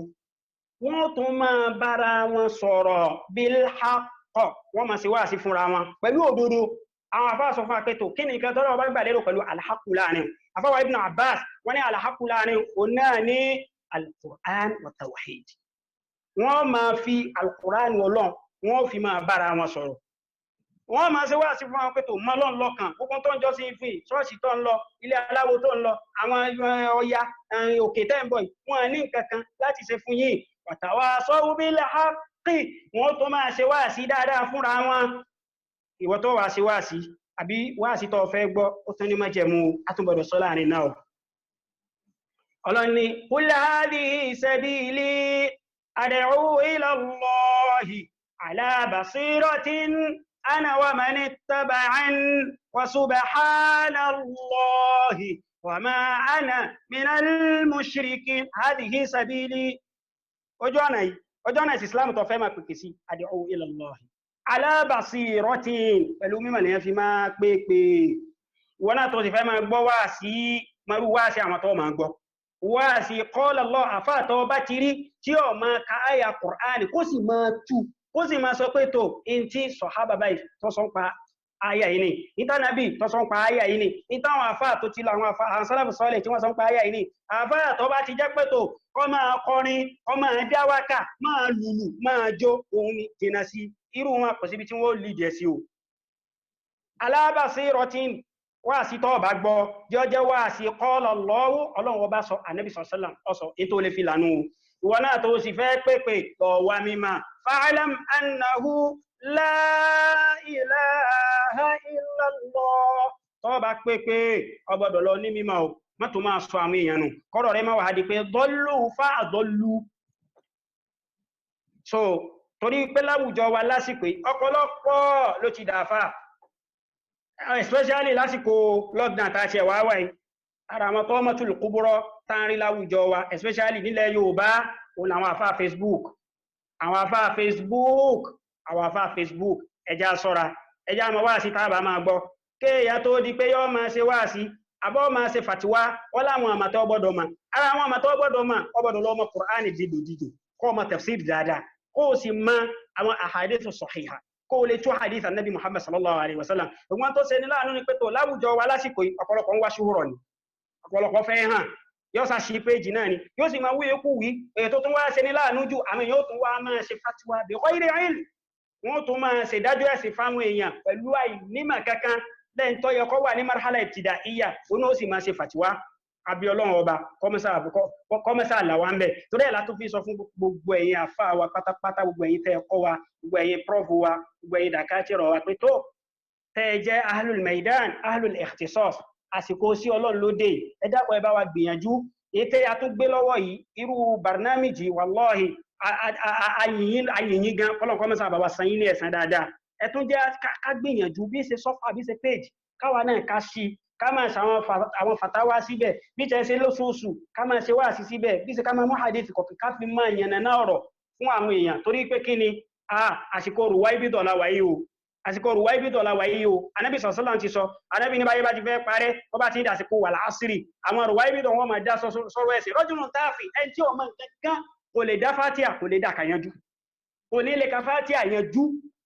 débi kẹwàá ní kó tú yóò sì máa dá sọ́rọ̀ ẹ̀sìn yusaddaqu fihi al-kadhib ọ̀yọ̀kádẹ́bù fi sọ́ọ̀dì ẹn tí bá wá ń sọ dodo wọ́n lálákatakítí láwọn ilé ẹ̀rí pé sọ́kò tó rí ọba lẹ̀ alákatakítí ni tí gbogbo ẹ̀ náà wà lára mú ní torí Ọlọ́run àsìkò rùwá ibi dọ̀là wáyé ìwọ náà tó ń gbọ́ wa mọ́rú wá sí tọ́ bá máa gbọ́ irú àwọn àfáà tọ́ bá máa gbọ́ wá sí lọ́dọ̀ wọn mọ́rú wọn ìwọ náà ó ti mọ̀ wọ́n ó ti mẹni tọ́jẹ́ pé tó irọ́ lílé ìpa ilé kan wá tí ó jẹ ní ó sì ti mẹni tí ń sòdodo torí pé tí ń sòdodo la nuridu minkum jazaa wala shukura kò ní retí kọ́ wá náà lówó lójú àgbò kò ní retí kọ́ wá wo iṣẹ́ kan lọ́dọ̀ òun kò ní sọ pé nǹkan kan ní sí ọ wà máa tẹ yèèpẹ̀ nígbà tí ò fi yèèpẹ̀ sí nígbà kéèké yóò sọ fún ọ ní pé tó ká máa tẹ yèèpẹ̀ ṣíríkù ni lọ́dọ̀ ká máa wo omi ṣíríkù ni máa wà tẹ́lẹ̀wọ́ ẹbọ ni máa mú tẹ̀sùnbà ẹbọ ni àwọn oríṣiríṣi ọ̀nà ẹbọ ni ó jìnà sí irú àwọn àfáàbá òun ni ọmọ gbọ́ wá sí wọn àwọn náà tààsì mẹ́jẹ́ káàmà pé tó nínú ahlul ikhtisas ni wa ẹjá náà ká gbìyànjú ká máa ṣe dáwọ́ Ọlọ́run watawasaw bil haqqi ká máa ṣe wá sí pẹ̀lú òdodo pẹ̀lú al-Qur'an ká máa gbìyàn àwọn èèyàn níyànjú nípa pé tó ìtọ́lọ́wọ́ bá ń sọ ní ìtànàbí sọ̀sẹ́là tó ń sọ ní tàbá wa fẹ́ ṣe náà bákan náà ká tún wá rántí watawasaw bis sabr ká tún máa ṣe wá sí sùúrù fúnra wa á ṣe sùúrù lórí ìjọsìn Ọlọ́run ọba àti gbàwẹ̀ òyìnbí a pè bí mánú ni ó ṣe sùúrù ó bẹ̀rù Ọlọ́run ló fi ní bọ́síkọ̀rọ̀ kó máa jẹun ó ṣe sùúrù ló fi múra dídó tó fi ní ṣe zìná ó ṣe sùúrù ló fi ní máa gbówó ẹ̀yìn ó ṣe sùúrù ló fi ní máa jẹ rìbá àtàwásọ̀ bí sọ́bẹ̀r wọ́n sì tún máa ṣe wá sí sùúrù fúnra wọn àwọn afáwà jẹ́ pé wà kékeré tó lọ́wọ́ bá fi sọ́búrù tẹ̀lé àtàwásọ̀ bil haqqi torí pé kí ni ẹni tí yóò ṣe wá sí náà yóò rí àwọn ìtọ́kankọ̀ ẹni tí ó sì jọ́sìn fọ́lọ́wọ́ bá náà tí ó dúró lórí ojú ọ̀nà Ọlọ́run olórin tọ́kakọ́ ẹjá wọn tójú ànábì Muhammad sallam torí wọ́n pa nábì wọ́n pè ní majnun wọ́n ní wèrè ni wọ́n ní poet lànábì wọ́n ní òpìdán ni wọ́n ní fortune teller lànábì ẹ̀yìn ẹjá wo wọ́n sọkùn má nábì wa Muhammad sallallahu alaihi wasallam wọ́n lé ànábì kúrò nílùú Mẹ́kà tí wọ́n ti bí wọ́n lé kúrò ànábì ojú rẹ̀ dí nǹkan ẹ bá fẹ́ ṣe dáwà náà ìwọ náà tawasaw bis sabr àfi kí wọ́n náà ní sùúrù dáadáa o wọ́n pè ọ ní ìtọ́ jẹ́ o wọ́n fi àwọn oríṣiríṣi okọ̀ wọ́n fi kàn ọ́ ọlọ́run bó sì tún máa àmì wò wá ìwọ náà tó sì fẹ́ jọ́sìn fọlọ́run àwa sọ bẹ sọ́bọ̀ ìwọ náà ní sùúrù ọgbà pé tó ìtọ́lọ́run ọba bá gbé wá ó ti gbé wá náà nù gbogbo tó bá ṣẹlẹ̀ sí mí ọ̀dọ̀ ọlọ́run náà ló ti wá máa ká náà ní yusibaka lam yakun li yukhti'ak tó bá ṣẹlẹ̀ sí ọ ọlọ́run kàdára pé yóò fò ọrú náà ètò bá ti fò ọrú lam yakun li yusibak kìí ṣe wọ́n lọ́ọ̀bá kádàrà rẹ̀ sínú wọ́n máa ṣe sùúrù wọ́n máa ṣe wá sí sùúrù wọ́n tó máa ṣe fúnra wọn wọ́n ní sùúrù lórí ìjọsìn ọlọ́run ọba wọ́n gbọ́ ọlọ́run ọba gbọ́ bó ṣe yẹ kí wọ́n gbàgbọ́ wọ́n ó sì máa ṣiṣẹ́ rẹ̀ wọ́n ó sì máa ṣe wá sí sùúrù fúnra wọn òní sọ pé tó bámúbámú mo yó ebi ọmọ pé bí pọmọ ẹnì kọ̀ọ̀kan pé tó ẹni tó bá wún kálukú ni kọ́ máa ṣe rárá o kárántì tàn àwọn èèyàn nábì wa Musa alayhi salatu wassalam anábì sallam sì sọ pé latamurunna bil ma'ruf wala tanhauna 'anil munkar aw la yusallitanna Allahu 'alaykum so anabi ni ida ke ma pa àwọn èyàn láṣẹ dáadáa ke ma kọ aburú fáwọn èyàn àbí tẹ́ bá fi lele ni so tẹ́ ni ṣe bẹ́ẹ̀ yusallitanna Allahu 'alaykum bi'adhabin min 'indihi iya Ọlọ́run ọba yo ṣe kíni yo dale lórí fatad'unahu wa ma belon Ọlọ́run sì ní gbàdúrà yín ẹ jáwò gbàdúrà mélòó ló wà lórí ilẹ̀ ma lásìkò anabi sallallahu alaihi wasallam fi jẹ́ kó yé wa pé tó àfi ká máa ṣe wáàsí fáwọn èyàn bí wọ́n bá ti ń jọ́sìn fọ́lọ́run àfi kó tún máa pe àwọn èèyàn náà torí pé khairiyya tí ń bẹ fún àwa àlùmọ́ Ànábì wa Muhammad sallallahu alaihi wasallam pé ta fi lóore jù ìtọ́lọ́bà fi ròyìn wa náà ni pé kuntum khayra ummatin ukhrijat lin-nasi ta'muruna bil ma'rufi a máa pa àwọn èèyàn láṣẹ dáadáa wa tanhauna 'anil munkari a sì tún máa kọ àwọn èèyàn ìbàjẹ́ a máa kọ ìwà ìbàjẹ́ fáwọn èèyàn wa tu'minuna billahi àwọn náà ó sì tún dúró lórí ìjọsìn Ọlọ́run ìyẹn jẹ́ nípa ìtumọ̀ suratul asri àwọn ẹ̀kọ́ wo wà láàrín kọ́ nínú suratul asri gẹ́gẹ́ bá a sì sọ a rí pé àwọ́lá náà alákọ̀ọ́kọ́ ni wípé Ọlọ́run ọba ó fi àsìkò ó fi búra àsìkò tó Ọlọ́run ọba sì fi búra ìkámẹ́bàdé àti sọ àwọn èèyàn àlẹ́tọ̀ láti máa fi kankan búra yàtọ̀ sọ́lọ́run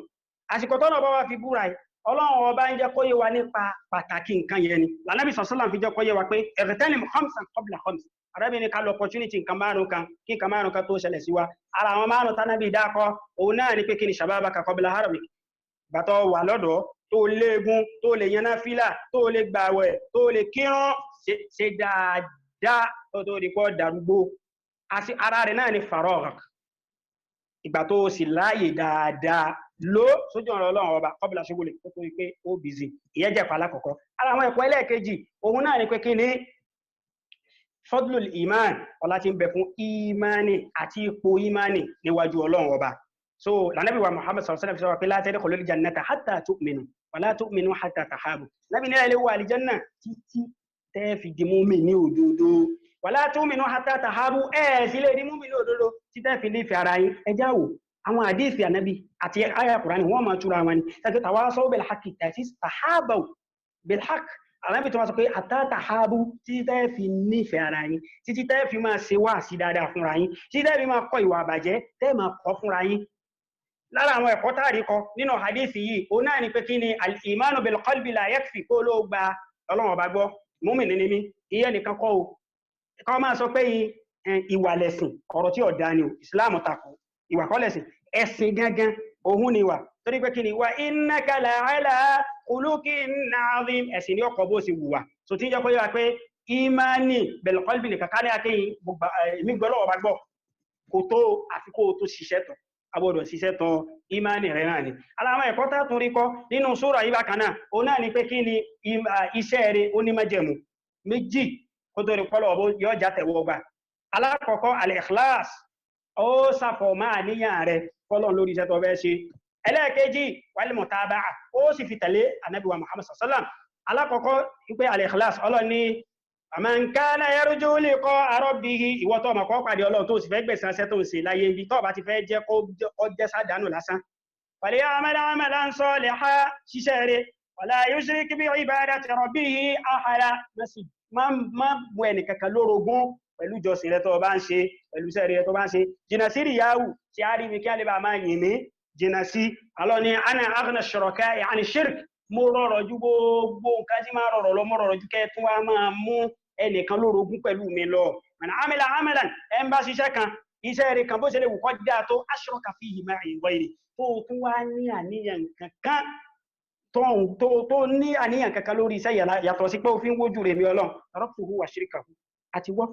àti iṣẹ́ rẹ̀ gbogbo yín asán ni waqadimna ila ma amilu min amalin faja'alnahu haba'an mansura tá bá ti fẹ́ kí iṣẹ́ wa kó jẹ́ ìtọ́lọ̀ ó kú dànù bí eérú lọ́jọ́ gbẹ̀rẹ̀ kìyàmà àfi ká jìnà sí ríyàwó ká ṣe fọ́lọ̀ nìkan ká sì fi tẹ̀lé ànábì wa Muhammad sallallahu alaihi wasallam man ahdatha fi amrina hadha ma laysa minhu fa huwa radd wọ́n tó bá fi lè ṣèjọ́sìn ká yàtọ̀ sí bá ànábì ṣe ní a ṣe fa huwa raddu ànábì ní a ṣe salatu fún wọ́n sì bá ànábì léèrè bó láti máa ṣe salatu ànábì ní qulu Allahumma salli ala Muhammadin wa ala ali Muhammadin kama sallaita títí dé parí kí wá ń tiẹ̀ ló bá sọ pé salatu ká ló tún lóore jù yún lọ kí n tiẹ̀ Ọlọ́run ní akírun Ọlọ́run ní ká ṣe tìláwà wọ́n ti sọ bá ànábì ti ṣàlàyé bá ṣe gbogbo ẹ̀ bá ṣe fún wa tó bá ti yàtọ̀ sí ìkàtà ànábì sọ lọ́ọ̀mà wípé kí ni fa huwa raddun Ọlọ́run ní tẹ́wọ́ gbà ara àwọn ẹ̀kọ́ tá a rí kọ́ òun náà ní pé kí ni tabawo dáadáa a rí wípé Ọlọ́run bá sọ pé illal ladhina amanu istithna Ọlọ́run bá ṣe àyàfi àwọn kan tí túmọ̀ sí wípé àwọn tí wọ́n là àtàwọn tí wọ́n jèrè láyé àtàwọn tí wọ́n wà ní Jánnà díẹ̀ ni wọ́n á jẹ́ sí population torí wípé kí ni Ọlọ́run sọ fún wa Ọlọ́run ní i'malu ala Dawuda shukra wa qalilun min ibadiya ash-shakur ìbádọ́lọ́wọ́ bá tó dọ́dá kìtọ́bù tọ́dá kọ àwọn ará lẹ́nà Dawud ọ̀rọ̀ ní ìmàlú ala Dawuda shukra ẹ máa ṣiṣẹ́ tẹ́ fi máa dúpẹ́ fún mi Ọlọ́run ọba ẹ máa ṣe fún mi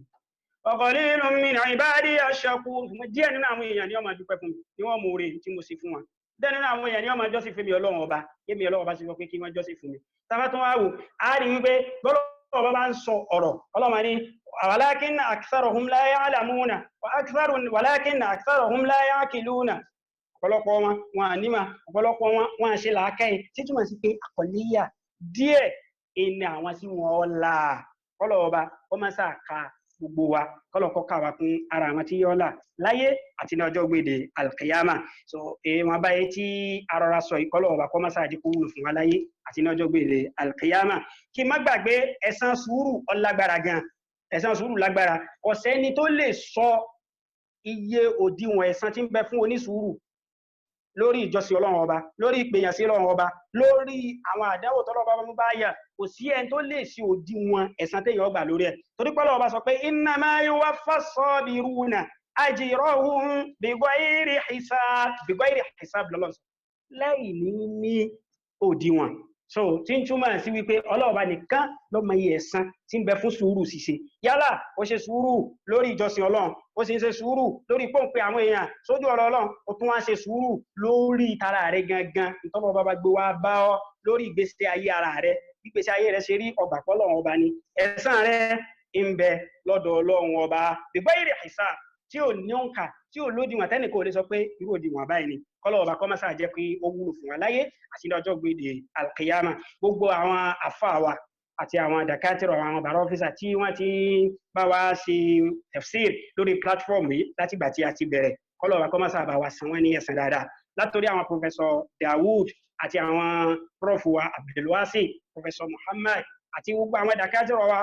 professor Abdulrasheed Ọlátúnjí Abdulsalam tó gbádùn gbogbo ẹ̀yin àfáà wa àwọn ustaz wa Ibrahim ustaz wa Sharif kọ́lọ̀ wa kọ́ mọ́sá bá ní san ní ẹ̀san dáadáa tó bá ní fi sí inú mizanu حسناته هذا فما كان منه من خطأ فمني ومن الشيطان وما كان من صواب فمن الله أيا طيب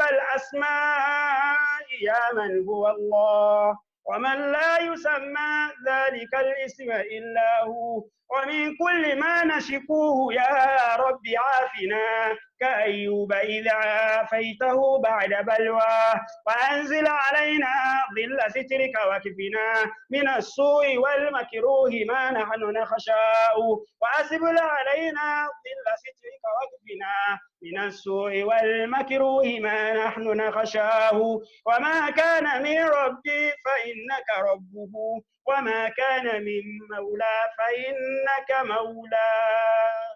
سبحانك اللهم وبحمدك نشهد أن لا إله إلا أنت نستغفرك ونتوب إليك سبحان ربك رب العزة عما يصفون وسلام على المرسلين والحمد لله رب العالمين بسم الله الرحمن